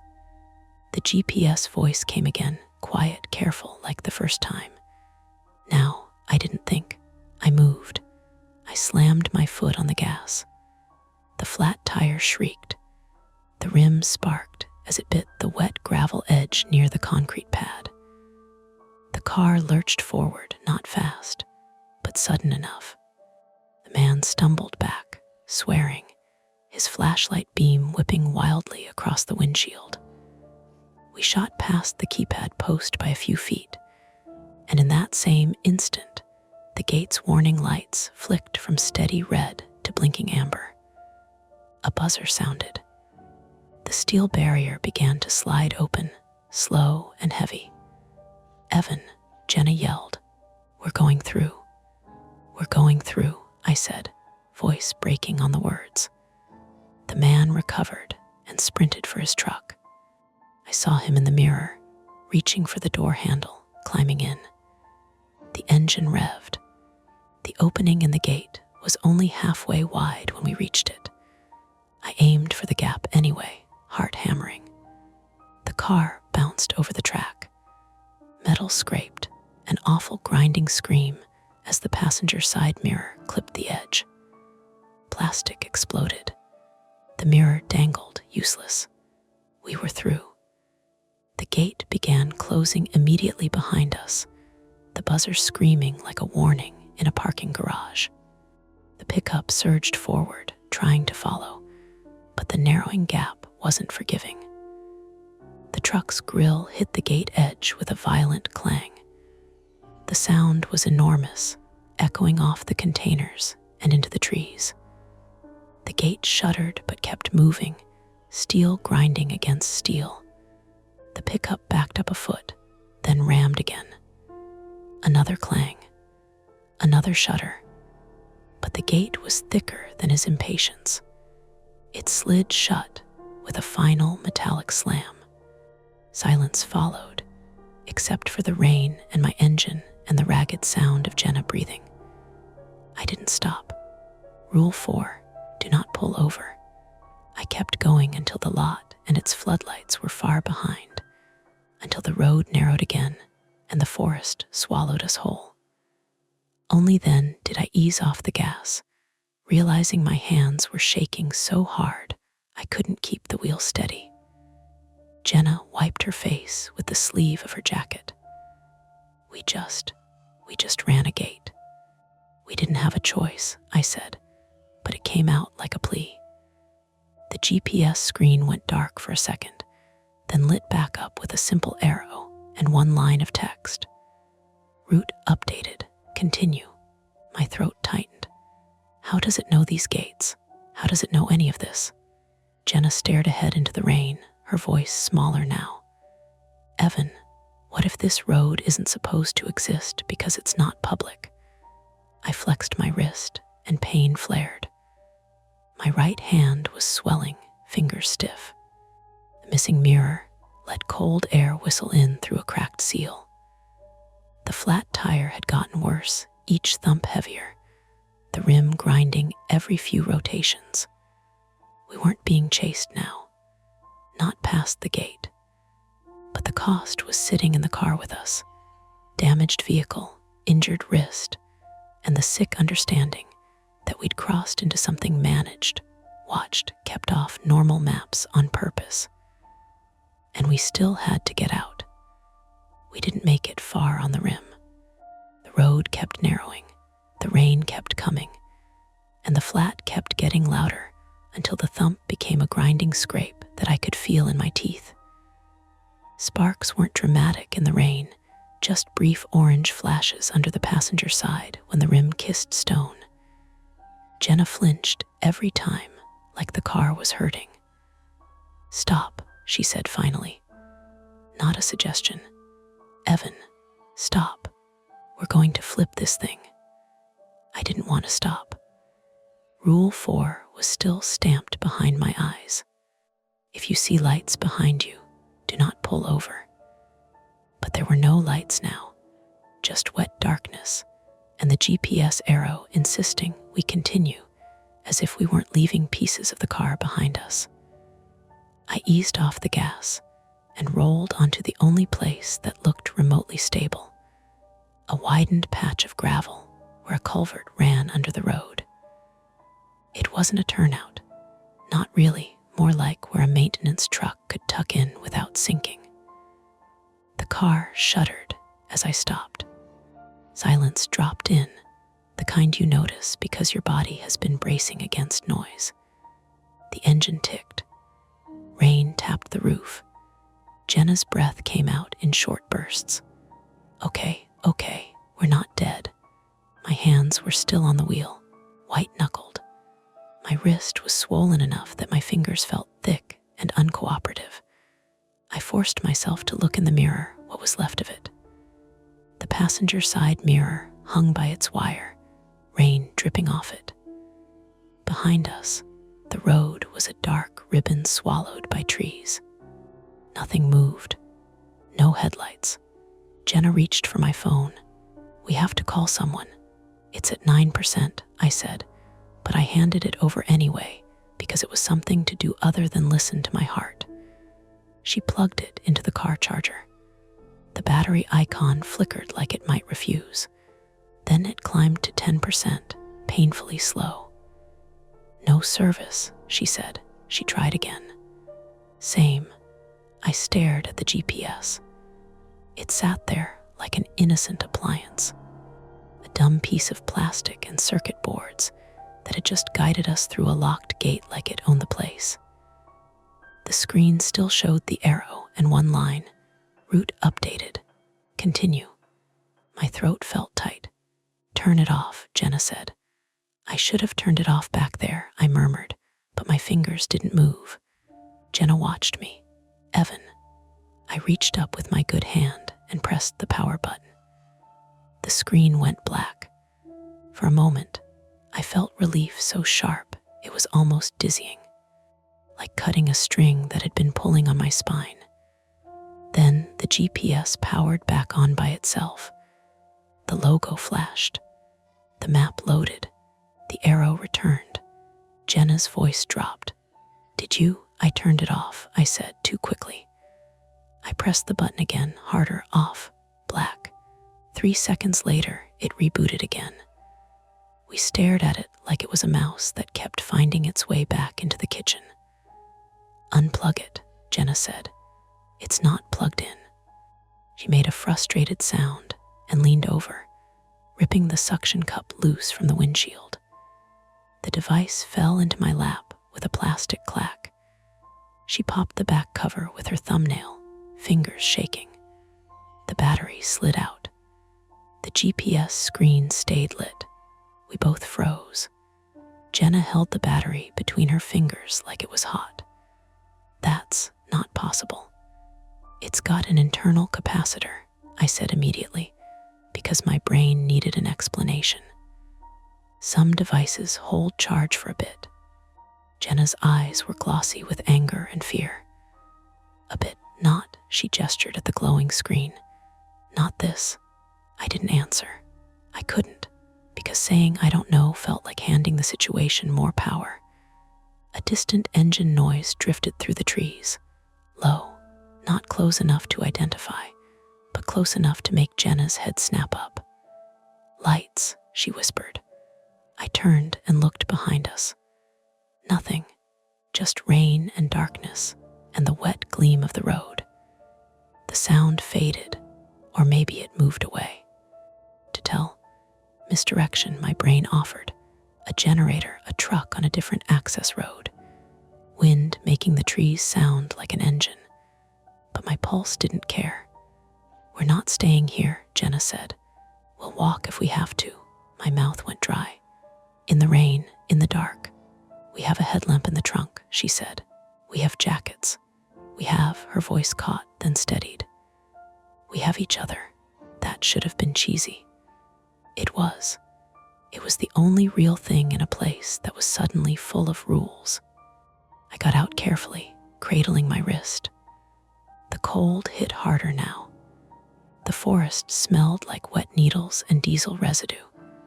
The rain made the gravel slick, and I had to plant my feet wide to keep from slipping.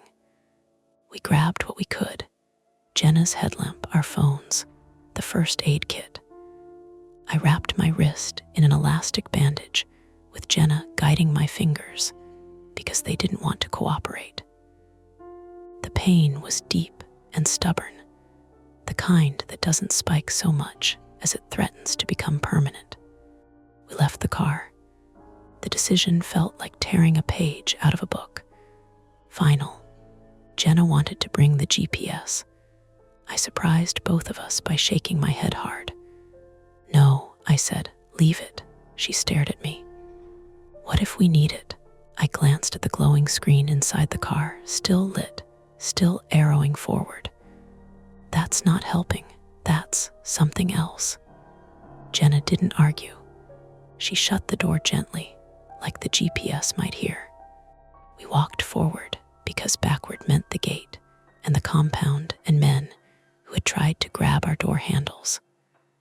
Forward meant unknown, which is a terrible thing to choose, but sometimes it's the only direction left. The road led us downhill, curving along a slope. On the left, a steep embankment rose into dense firs. On the right, the ground fell away toward a creek I could hear before I saw water rushing under rocks, constant and indifferent. After 20 minutes, we found what the GPS had never bothered to mention: a small bridge with a yellow weight limit sign, and beyond it, a gravel spur leading to a cluster of buildings, maintenance sheds, maybe, and a trailer with light spilling through blinds. A generator hummed outside, the sound that had been haunting the forest. Explainable, real. Jenna nearly cried from relief. We approached slowly, calling out, "Hello," because that's what you do when you're trying to be a normal person in a situation that isn't normal. A woman stepped out onto the trailer's tiny porch, squinting into the rain, one hand shielding a flashlight. "Whoa," she said. "What the hell? You can't be out here." Her voice had the bluntness of someone who said it before. She didn't come closer until she saw my wrist and the missing mirror wire I'd carried without realizing. Then her posture changed, still cautious, but human. "Are you hurt?" she asked. "My wrist," I said, "and our car flat tire. We got turned around." She studied us for a long beat. Then she said, "Come inside. I'm calling it in." Inside, the trailer smelled like microwaved soup and damp boots. A radio crackled on the counter. She introduced herself as Marla Dean, 41, female, and she worked maintenance coordination for a contractor that handled infrastructure up here. She didn't use the words restricted road like a threat. She used them like a fact. "There's an active site and a security team," she said, dialing a number on a landline. "If they found you, they'd..." She stopped herself, glanced at Jenna, then continued. "They'd make it messy." Jenna sat on a folding chair, shaking with delayed adrenaline. "We saw them," she said. "A man in a pickup. He tried to..." Marla's face tightened. "Was it a black truck with roof lights?" Jenna nodded. Marla didn't look surprised. She looked tired. She got us blankets, poured us lukewarm coffee, and called in what sounded like a sanitized version of events. 2 civilians, vehicle disabled, possible injury. She didn't mention the GPS. We didn't either. An hour later, a county deputy arrived in a marked SUV. Real badges, real paperwork. His name was Deputy Kellen Morris, 38, male, and his patience was practiced. He took our statements in a tone that said he'd heard worse, and also that he'd already decided what this was: tourists who wandered somewhere they shouldn't. "How'd you get past the gate?" he asked. I hesitated. My tongue felt thick. Jenna's hand found my knee. "We followed the road," Jenna said carefully. "There was a man. He told us to move. We went through when it opened." The deputy's pen paused. "You didn't have a code?" "No," I said. "It just opened." He looked at me for a long moment.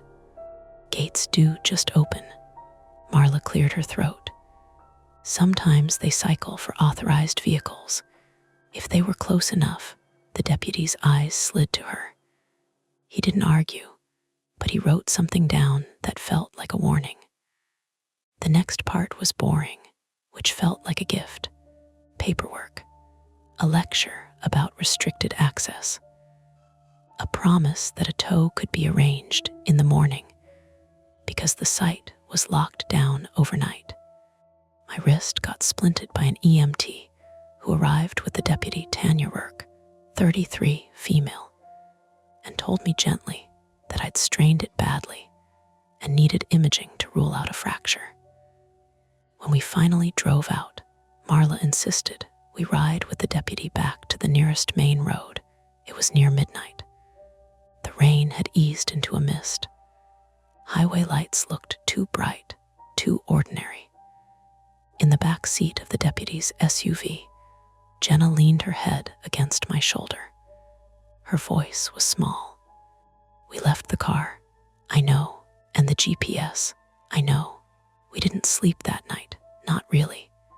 In the motel outside Bend, with its beige carpet and humming heater, I kept replaying the moment the gate opened, the moment the man's face tightened when he saw the unit. Jenna kept checking her phone like service bars could protect her. In the morning, my phone finally had reception. Notifications poured in. Work emails, a bank text, a weather alert. Ordinary life rushing back in like it had never left. The cabin reservation sat in my inbox, too automated and cheerful. "Enjoy your stay." Jenna deleted it without asking. 2 days later, after an urgent care X-ray confirmed no break, just a severe sprain, we drove back to the pawn shop. It was closed. A paper sign was taped inside the glass door. Closed for renovations. No date. No phone number. The place looked emptied out, the display cases gone, the windows bare. Like it had never been there in the first place. Jenna stood beside me on the sidewalk, arms crossed tight. "Maybe it moved." "Maybe," I said, but the word tasted wrong. That night, weeks later, I'd still wake up to the imagined click of hazard lights, or the dull thunk of a gate closing.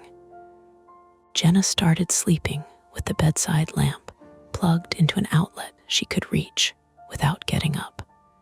And once, late one evening, when I was alone in the living room and my wrist still ached in cold weather, my phone buzzed with a notification from an app I didn't remember installing. A map icon, no message, no sound, just a single line that vanished as soon as I tapped it. Route updated. Continue. That's it for this nightmare. If you enjoyed it, please like the video, subscribe to Mia Horror Stories, and turn on notifications. It really helps keep the stories alive. And don't stop here. Dive into another one of our videos and keep the fear going. Welcome back to Mia Horror Stories. Tonight's tale, I rewatched my childhood VHS tapes and saw something in the background is best experienced in the dark, which is why the screen will stay black. No distractions, no flashing images, just you, your imagination, and the story. So sit back, relax, and listen all the way to the end, if you dare. The first time I noticed it, I thought the tracking was off. The image was doing that familiar VHS wobble, horizontal lines shivering at the top like heat haze, colors slightly too warm, faces a shade more orange than they should have been. A living room from the late 90s filled the screen. My mother's old floral couch, the ugly beige carpet, a birthday banner that sagged in the middle like it had given up halfway through the afternoon. Then, for half a second, something in the background moved. Not in a ghost way, not even in a "there's a monster" way. More like a person stepping back because they realized they were on camera. I leaned closer without meaning to, my chair, legs scraping the hardwood. The sound was loud in the quiet apartment, one of those sharp, everyday noises that suddenly feels like you've done something wrong. "Did you see that?" I said, already rewinding. The VCR responded the way it always does, a whirring groan and a reluctant clunk, like an old man standing up from a deep chair. Screen went to snowy static for a beat before the image snapped back into place. I hit play. The birthday footage resumed. A kid's voice, mine, squealed about cake. I watched the background like my life depended on it. Nothing. Just the hallway behind the living room, dark because the overhead light was off. A narrow stretch of wall with a cheap framed print. The door to the basement at the far end, shut like it always was. I rewound again, slower this time, dragging the tape back with careful taps of the remote. Play, pause, play, pause. It happened again, barely there, but unmistakable. A shoulder, a head. Someone leaning into the doorway of the hallway, then withdrawing. My mouth went dry. Not fear, exactly. More like my body shifting into a posture of attention. Because if it was a glitch, it was a very specific one. I paused on a frame that was mostly static fuzz and motion blur, and there it was. A pale oval of a face, turned slightly, just enough to suggest a profile. The quality was terrible, the kind of terrible you can blame on cheap camcorders and old tapes, but it was still a face. I sat back and exhaled through my nose, slow, like I could reason my way out of it. Okay, fine. It's someone at the party, I told myself. A neighbor, my uncle. Somebody walking past. Except the hallway behind my mother's couch didn't lead to the kitchen or the back door. It led to 2 bedrooms and the basement door. There was no reason for anyone to be hovering there during cake, and the movement looked like hiding. I clicked the spacebar on my laptop, even though the video wasn't on my laptop. Habit. My hand hovered over the keyboard anyway, as if I could command the tape into behaving. I was still staring at the paused frame when my phone lit up on the coffee table. Emma, you alive? I let it ring once, twice, then answered. Yeah, you sound like you're whispering. I'm not whispering. I'm just listening. To what? Your haunted VCR. I gave a short laugh, but it came out flat. Emma had been making fun of the VCR since I texted her earlier. Found my old tapes. Borrowed a player. Pray for me. I'm watching one of the birthday tapes, I said, and something is weird. There was a pause on her end. I could hear city noise behind her tires over wet pavement, the faint beep of a crosswalk signal. How weird, she asked, and her tone shifted into that careful half-serious voice she used when she was trying not to mock me. I glanced back at the TV. The paused image still held that blurry face in the hallway like an accusation, like someone's in the background, like they're peeking. Maybe it's your dad, she said immediately. I felt the familiar tightness in my chest at the word dad. He wasn't there. You don't know that. Yes, I do. My voice sharpened, and I hated that it did. I rubbed the bridge of my nose. He didn't come to birthdays. It's not him. Okay, she said softly, the way you talk to someone holding glass. Maybe it's a cousin. Maybe your mom's boyfriend at the time. Maybe it's literally anyone. It doesn't look like anyone, I said. Which means what? I didn't answer, because saying the real thought out loud would make it more solid. That it looked like a stranger in my childhood home. My apartment was quiet in that early evening way, the kind of quiet where you can hear the refrigerator cycling and your upstairs neighbor taking a shower. VCR's little digital clock glowed green, 12:00, as if it hadn't moved since the day it was built. What's on the tape? Emma asked, trying to steer me back to normal. My 6th birthday, I swallowed, in Portland, the old house on SE 28th. Your mom still lives there. No, she sold it years ago. It's probably some tech guy now with a minimalist kitchen. I tried to picture it, someone else's shoes by the door, someone else's keys on the counter. It felt wrong. Want me to come over? Emma asked.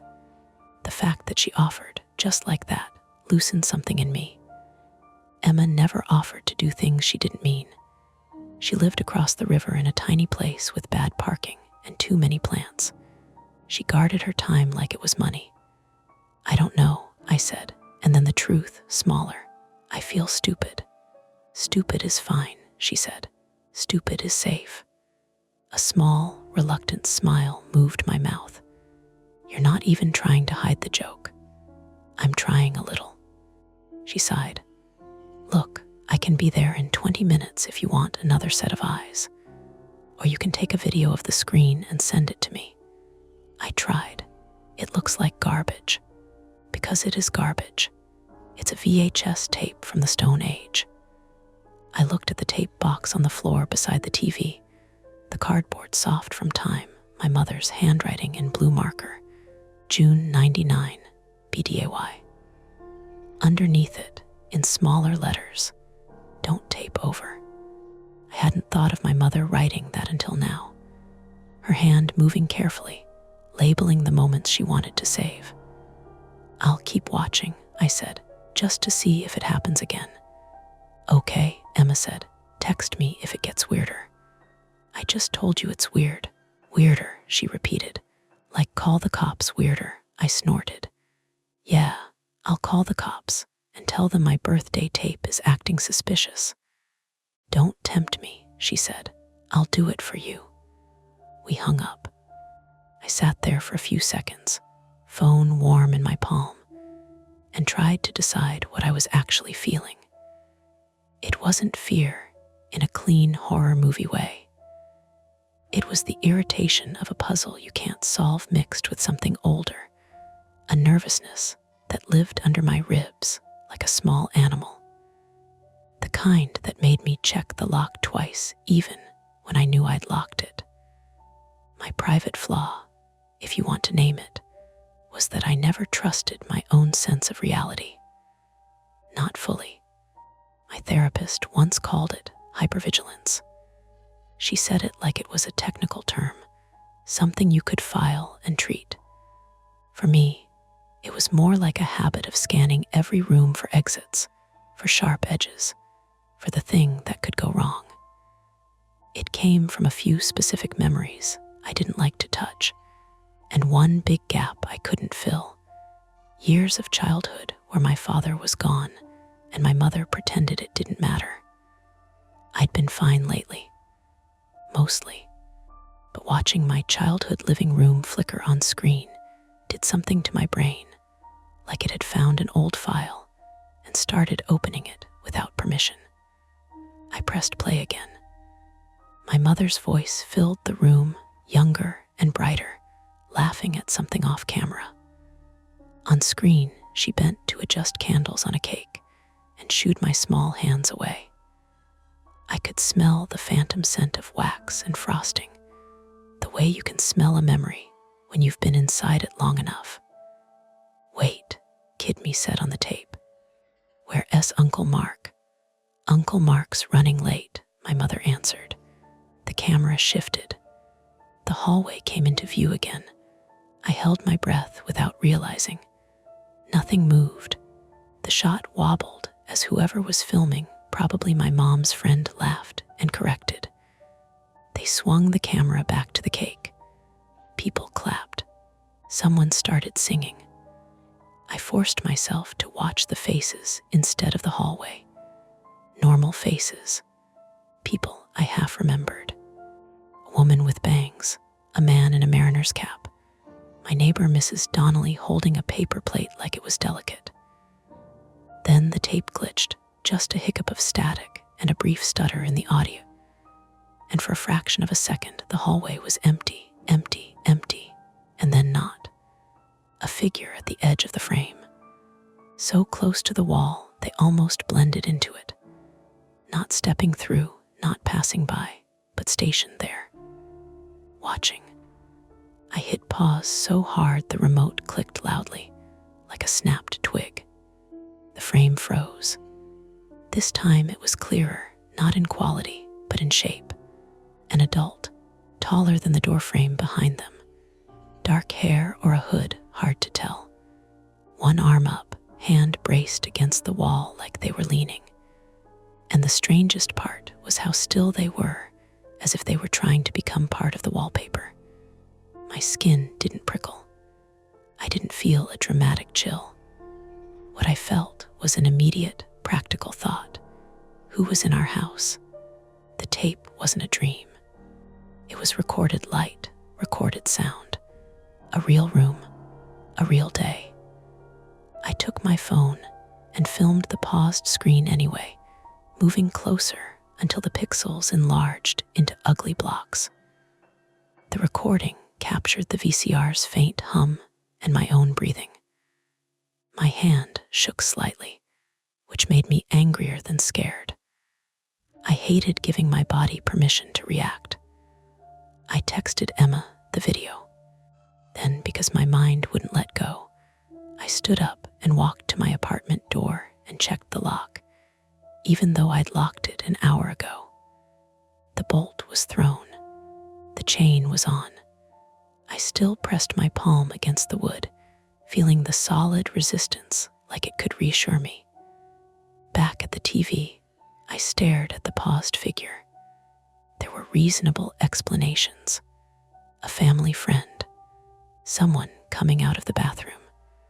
Someone trying not to be on camera because they were self-conscious. But the posture half hidden, leaning wasn't casual.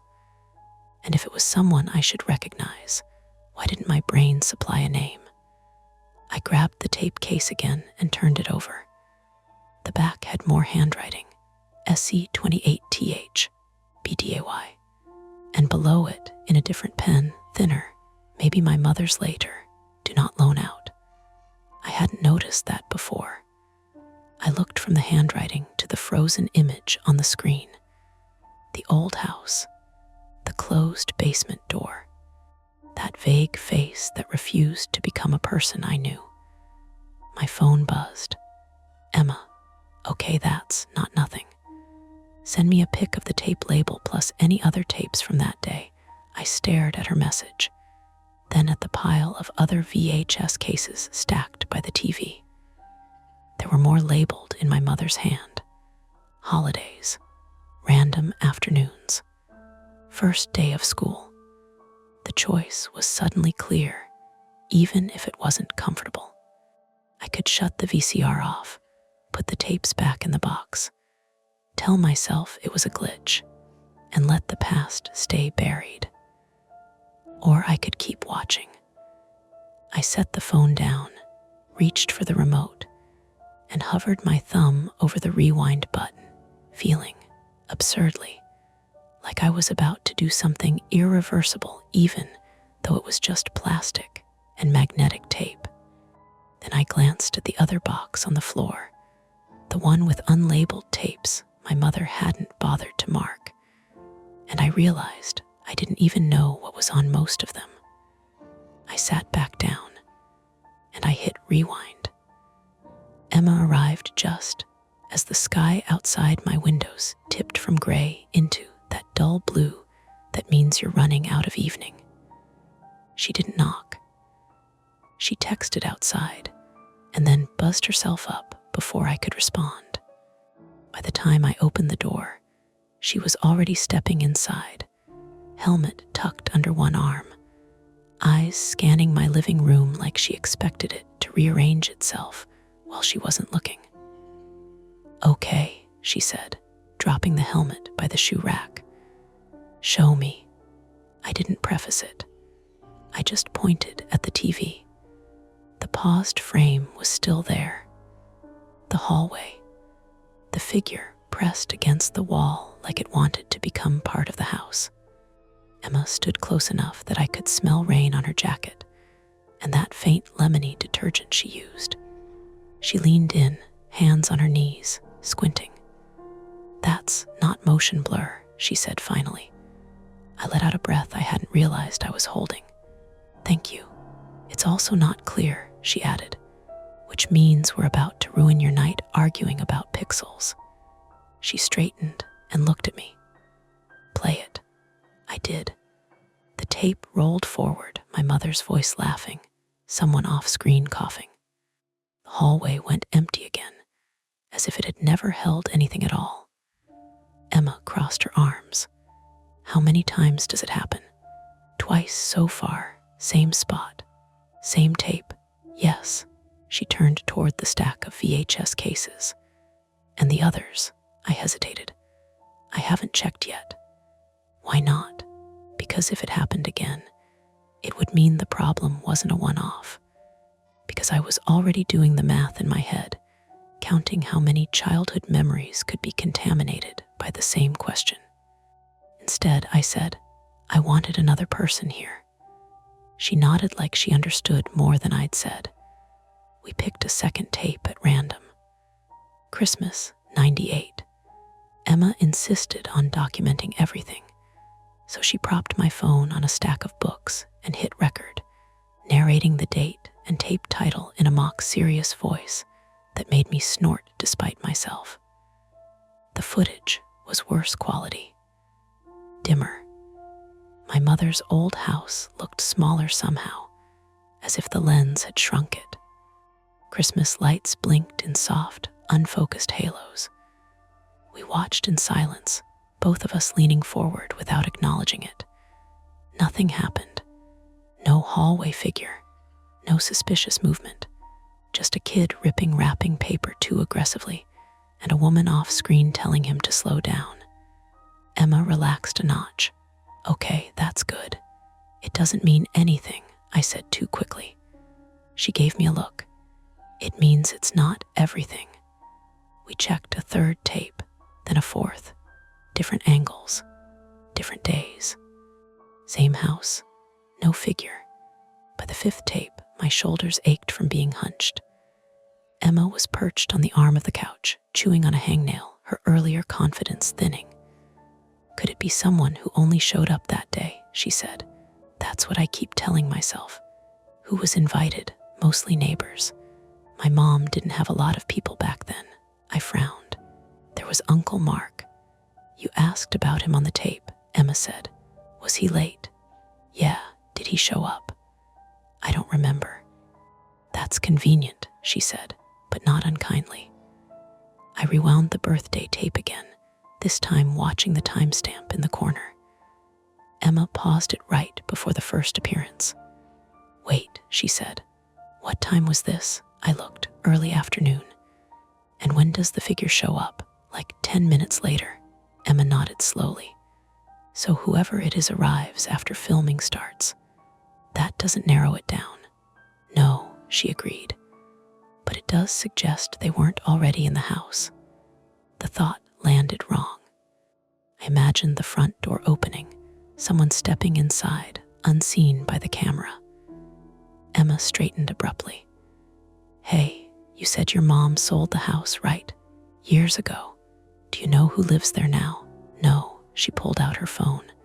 Address. I hesitated, then gave it to her.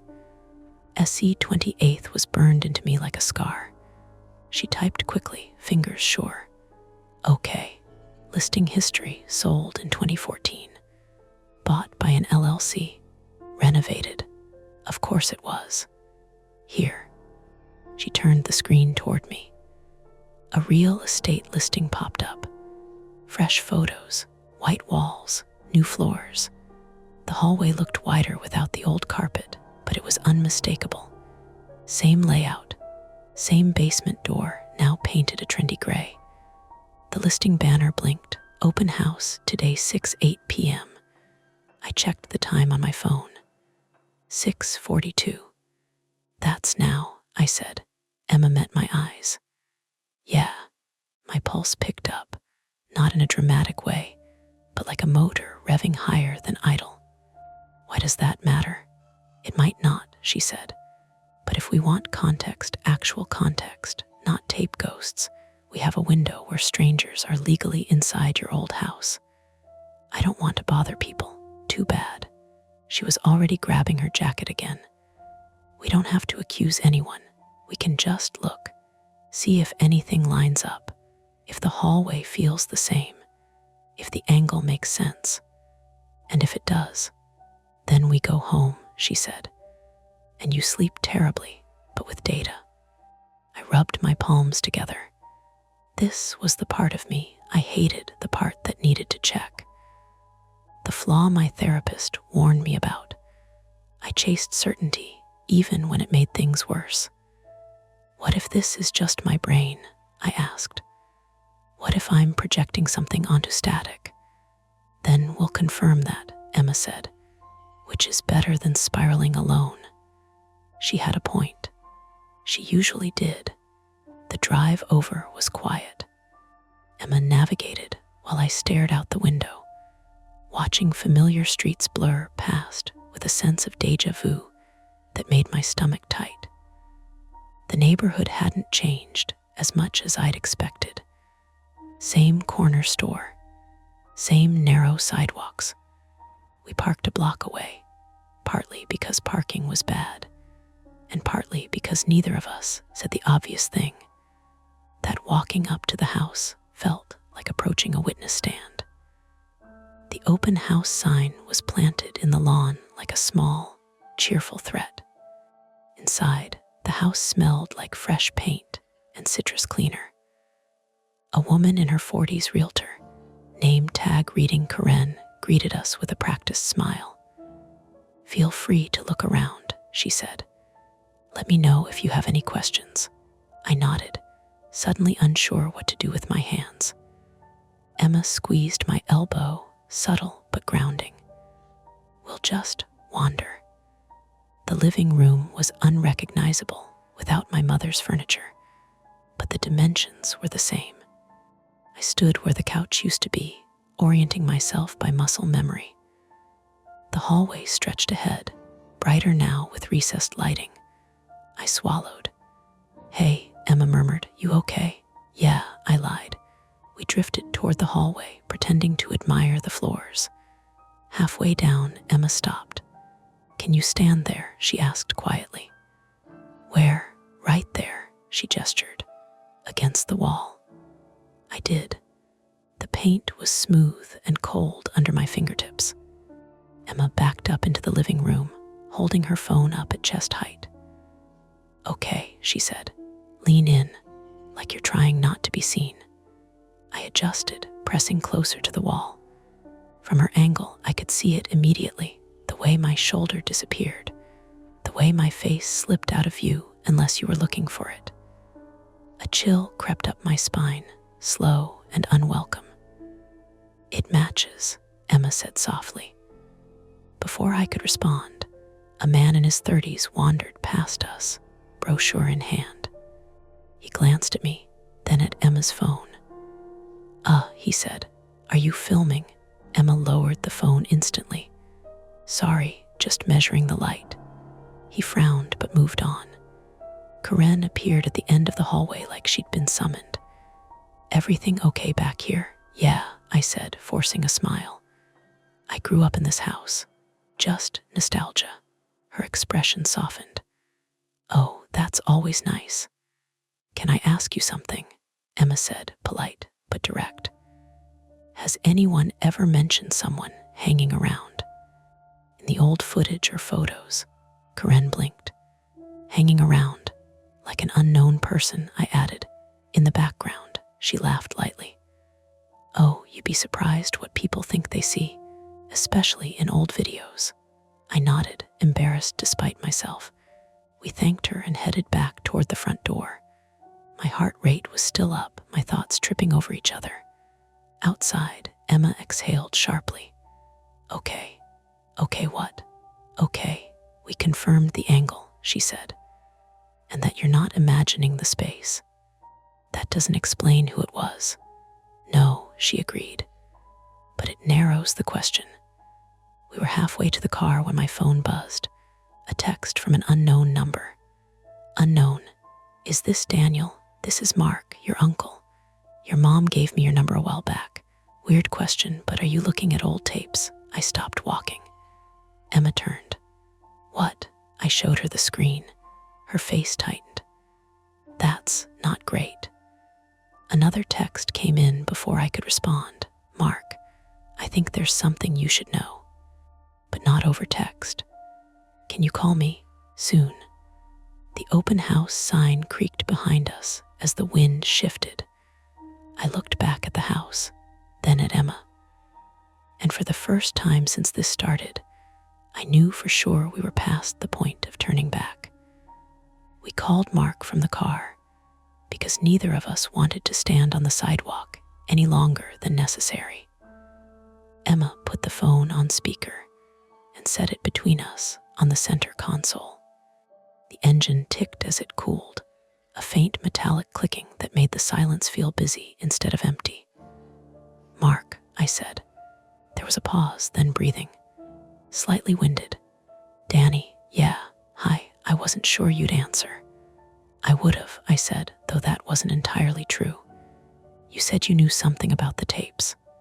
Another pause, longer this time. I could picture him deciding how much to say, the way adults do when they're about to ruin a clean narrative. "I was late to that birthday," he said finally, "because your mom asked me to come by early, before anyone else." Emma shot me a look. "Why?" I asked. "She was worried," Mark said, "about a guy she'd noticed around the house." My stomach tightened. "A guy like a neighbor?" "No," he said quickly. "Not a neighbor. Someone she didn't recognize." The word recognize hit harder than stranger would have. Emma leaned closer to the phone. "Did she call the police?" "No," Mark said. "She didn't want to make a thing of it. She thought it might have been someone casing the place, or someone confused. But she didn't want you around it, so she asked me to show up early and keep an eye out." "Did you see him?" I asked. Mark exhaled. "I saw someone once in the side yard. He took off when he noticed me." My grip tightened on the steering wheel even though the car was off. "Did you tell my mom to call the police then?" "She said if it happened again, she would." "And did it?" Mark hesitated. "Mark," Emma said. "I don't know," he said. "I stopped by a few times after that. Never saw him again. And then your mom moved on. Life happened." "But the tape," I said. "Why didn't she?" "She didn't know," Mark cut in. "Not about that. The tape came later." Silence stretched between us, heavy with everything he wasn't saying. "Why are you telling me now?" I asked. "Because," he said quietly, "if you're seeing something on that tape, then he was closer than we thought." After we hung up, neither of us spoke for a full block. Emma broke the silence. "Okay, so, human explanation confirmed." "That's not comforting," I said. "No," she agreed. "But it's real, which means there are records." That was attempt one. Call Mark, get clarity, maybe get closure. What we got instead was context and a timeline that made things worse. Back at my apartment, the air felt stale, like it had been waiting for us. Emma kicked off her shoes and went straight for the kitchen, grabbing 2 glasses and filling them with water. "You look like you're going to forget how to blink," she said, handing one to me. "Feels like I already have." We sat on the couch and replayed the birthday tape again, this time with Mark's words echoing behind every frame. The figure's posture read differently now, not eerie, but purposeful. Someone checking angles, waiting. "Okay," Emma said, pausing the tape. "If this guy was around the house, there's a chance he shows up on other footage. Maybe not the same way, maybe earlier. That's what I was afraid you'd say." She gave me a tired smile. "You brought me here." We dug into the unlabeled box. That was attempt 2, brute force. Watch everything, exhaust the evidence. The hours blurred together, tape after tape. Afternoon footage of me drawing on the floor. My mother on the phone in the kitchen, voice tight in a way I hadn't noticed as a kid. Empty rooms. Ordinary days. At some point, my eyes started to burn. Emma rubbed at her temples and swore quietly when the VCR chewed the edge of a tape and spat it back out wrinkled. "Great," she muttered. "Technology failure, my favorite genre." We flattened the tape as best we could and kept going. Around midnight, we found something else. Not the hallway, the backyard. The camera was pointed through the sliding glass door, filming snow falling under the porch light. My mother's voice was off screen, talking to someone Mark, maybe about cake logistics. In the reflection on the glass, faint but visible, was a shape behind the camera. A man's outline, taller than my mother, standing close. Emma sat up so fast she knocked her knee into the coffee table. Pause, I did. The reflection was warped, doubled by the glass, but it was undeniably there. A head, shoulders, arms at his sides. Is that? I started. It could be Mark, Emma said quickly. He was there early. Except, I said, pointing. Mark said he was in the yard. Not inside, she frowned. Could be the angle. Could be, I echoed, though my voice sounded thin. Then Emma rewound a few seconds and played it again. The reflection moved, not dramatically, just a shift of weight, a step back. Emma exhaled hard. Okay, that's a lot. That was the misdirection, though we didn't know it yet. We spent 20 minutes spiraling about the reflection, about whether it meant the man had been inside the house with us, about how close he'd been. It wasn't until we noticed the faint outline of a coat rack just to the side of the camera that the pieces clicked. The shoulders lined up perfectly with hanging jackets. The head was a hat perched on top. We laughed then, sharp and shaky. God, Emma said, I hate my brain. Mine's worse, I said, but the relief didn't last because the tapes kept offering half answers, enough to keep us going, enough to keep us trapped. Around 1 a.m, Emma's phone buzzed. She glanced at it, then at me. It's Karen, the realtor. My heart jumped.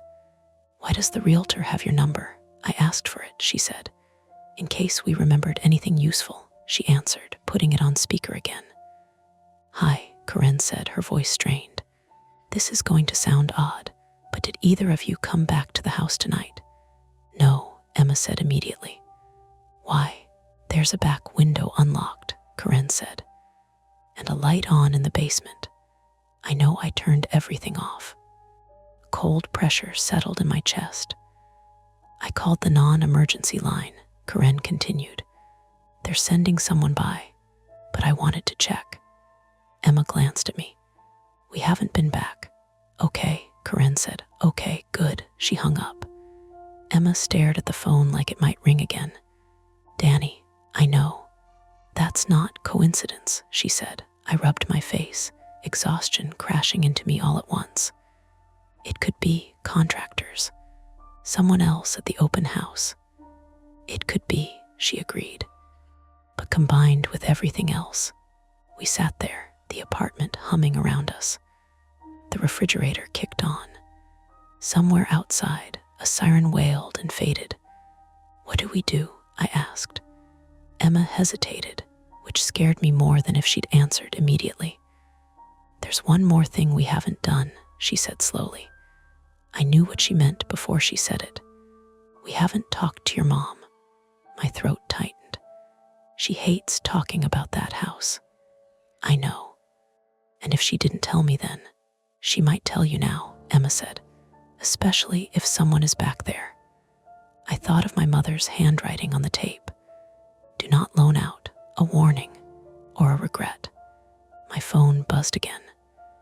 This time it was a notification from the neighborhood app Emma had pulled up earlier. Suspicious activity reported SE 28th Ave. Police responding. Emma showed it to me without a word. The trap tightened. If someone had gone back into that house tonight, then whatever this was wasn't safely contained in the past. And if my mother knew more than she'd ever told me, then waiting wasn't neutral, it was a choice. I picked up my phone. I'm calling her, I said. Emma nodded. I'll stay.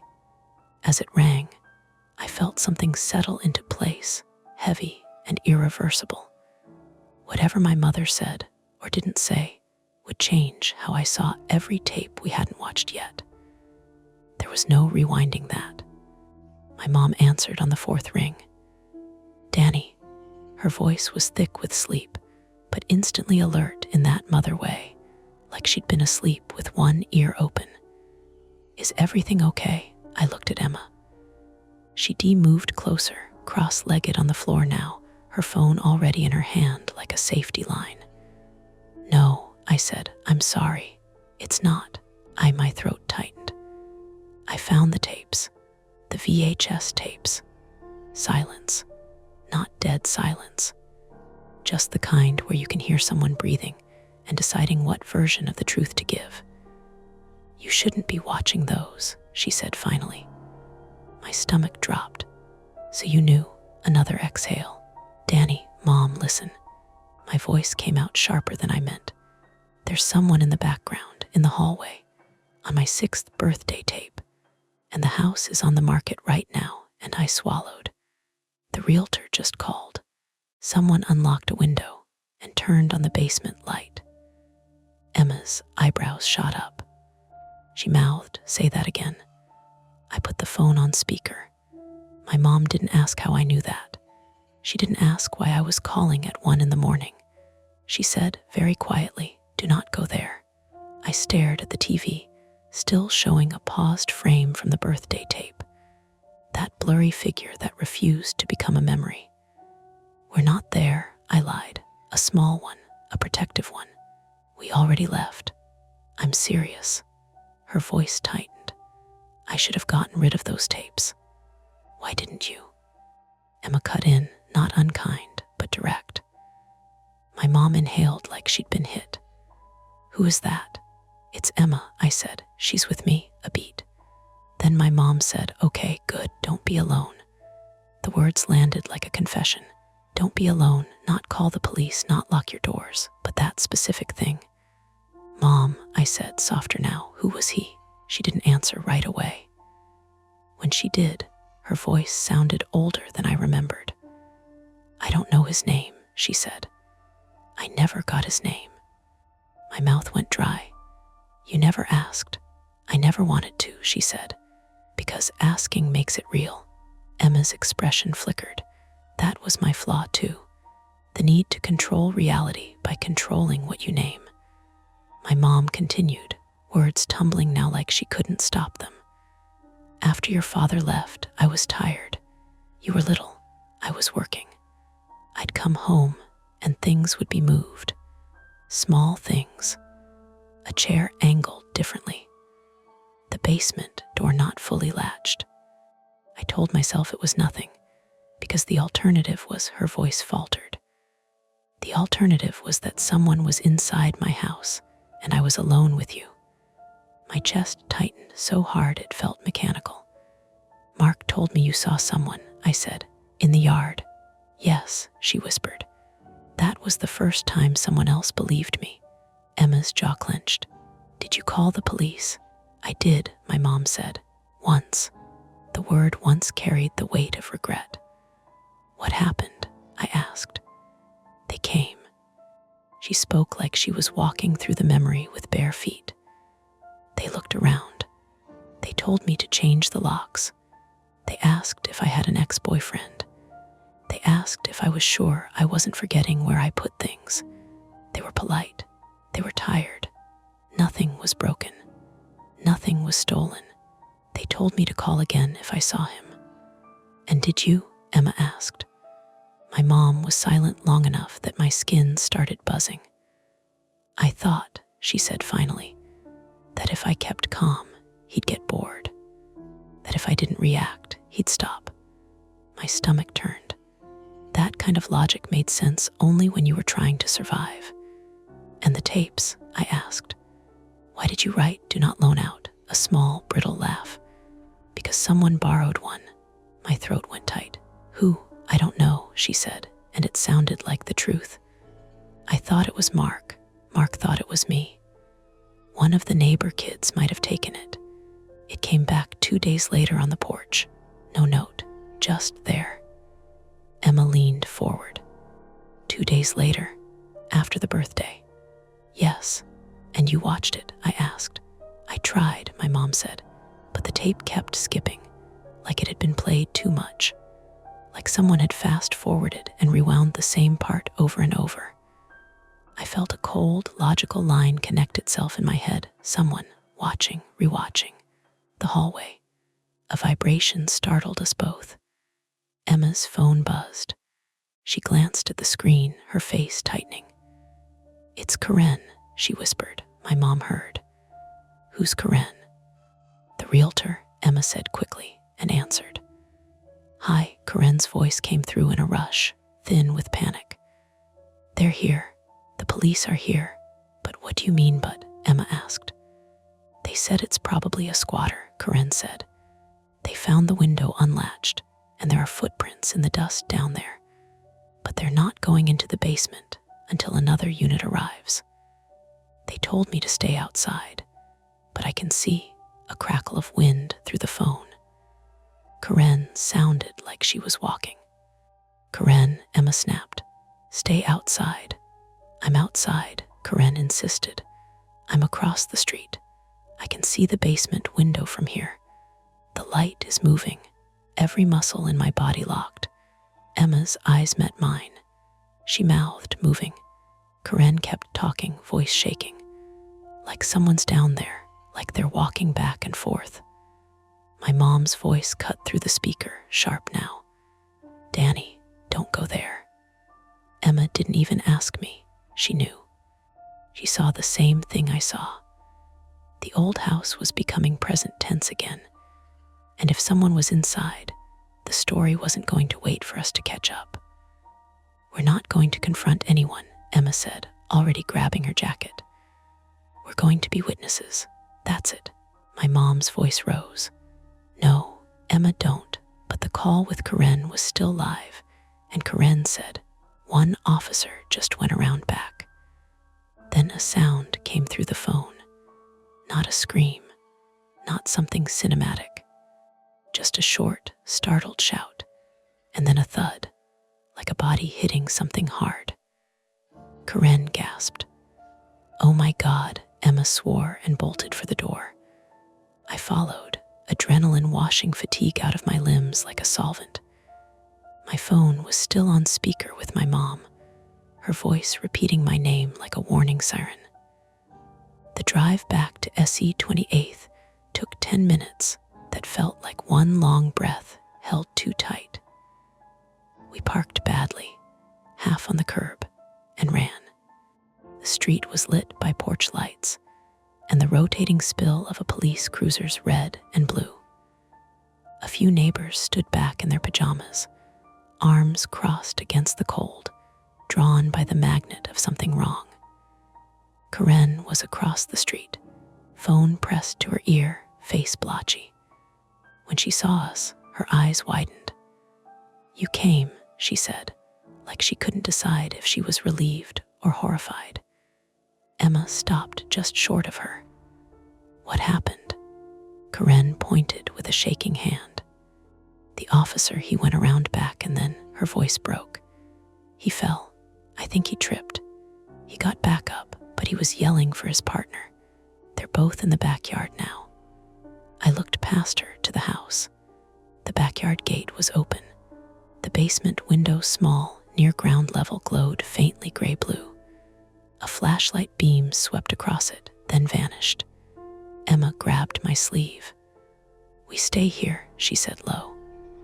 "We do not go in," I nodded, but my body was already moving, drawn by something primitive.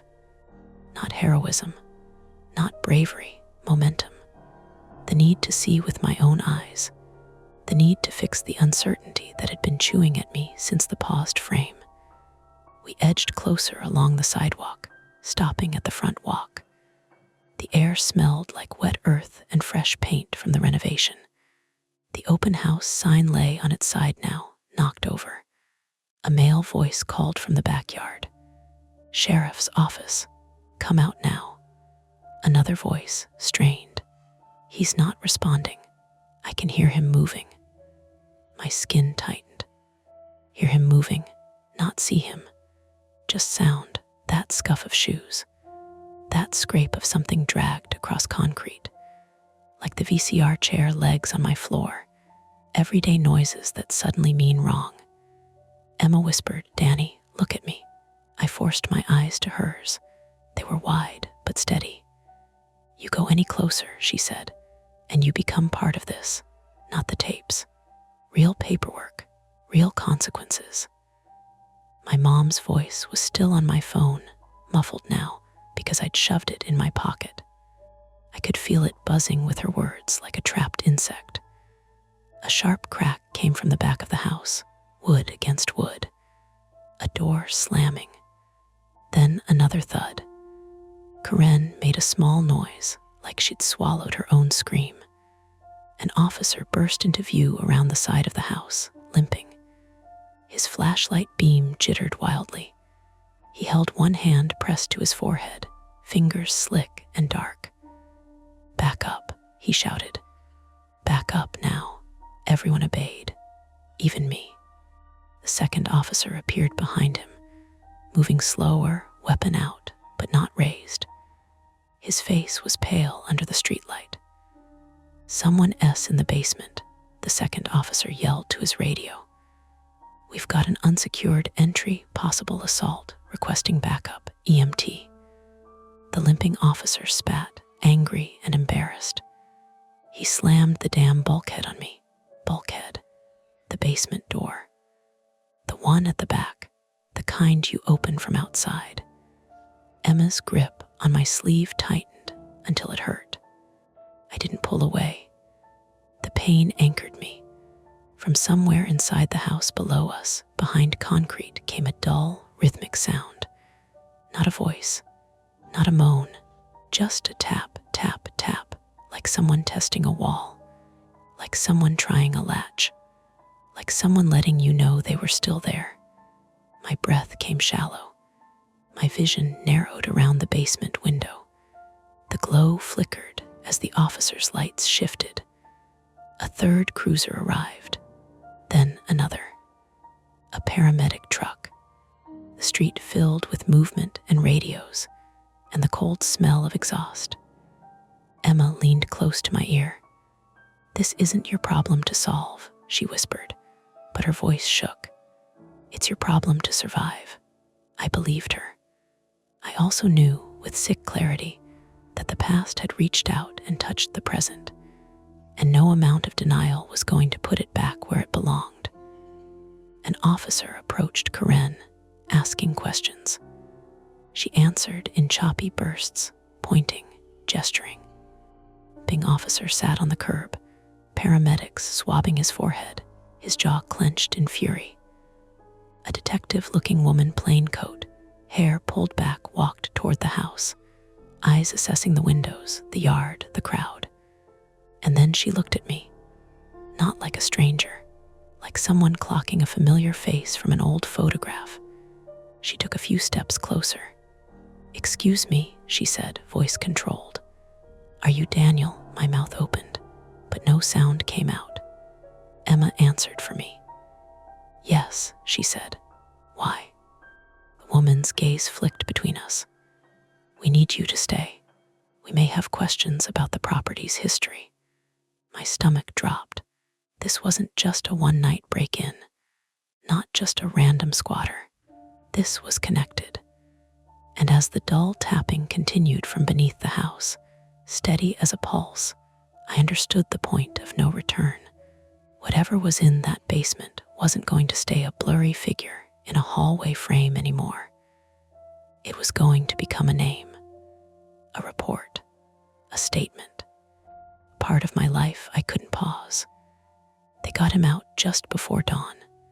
Not dragged, not tackled.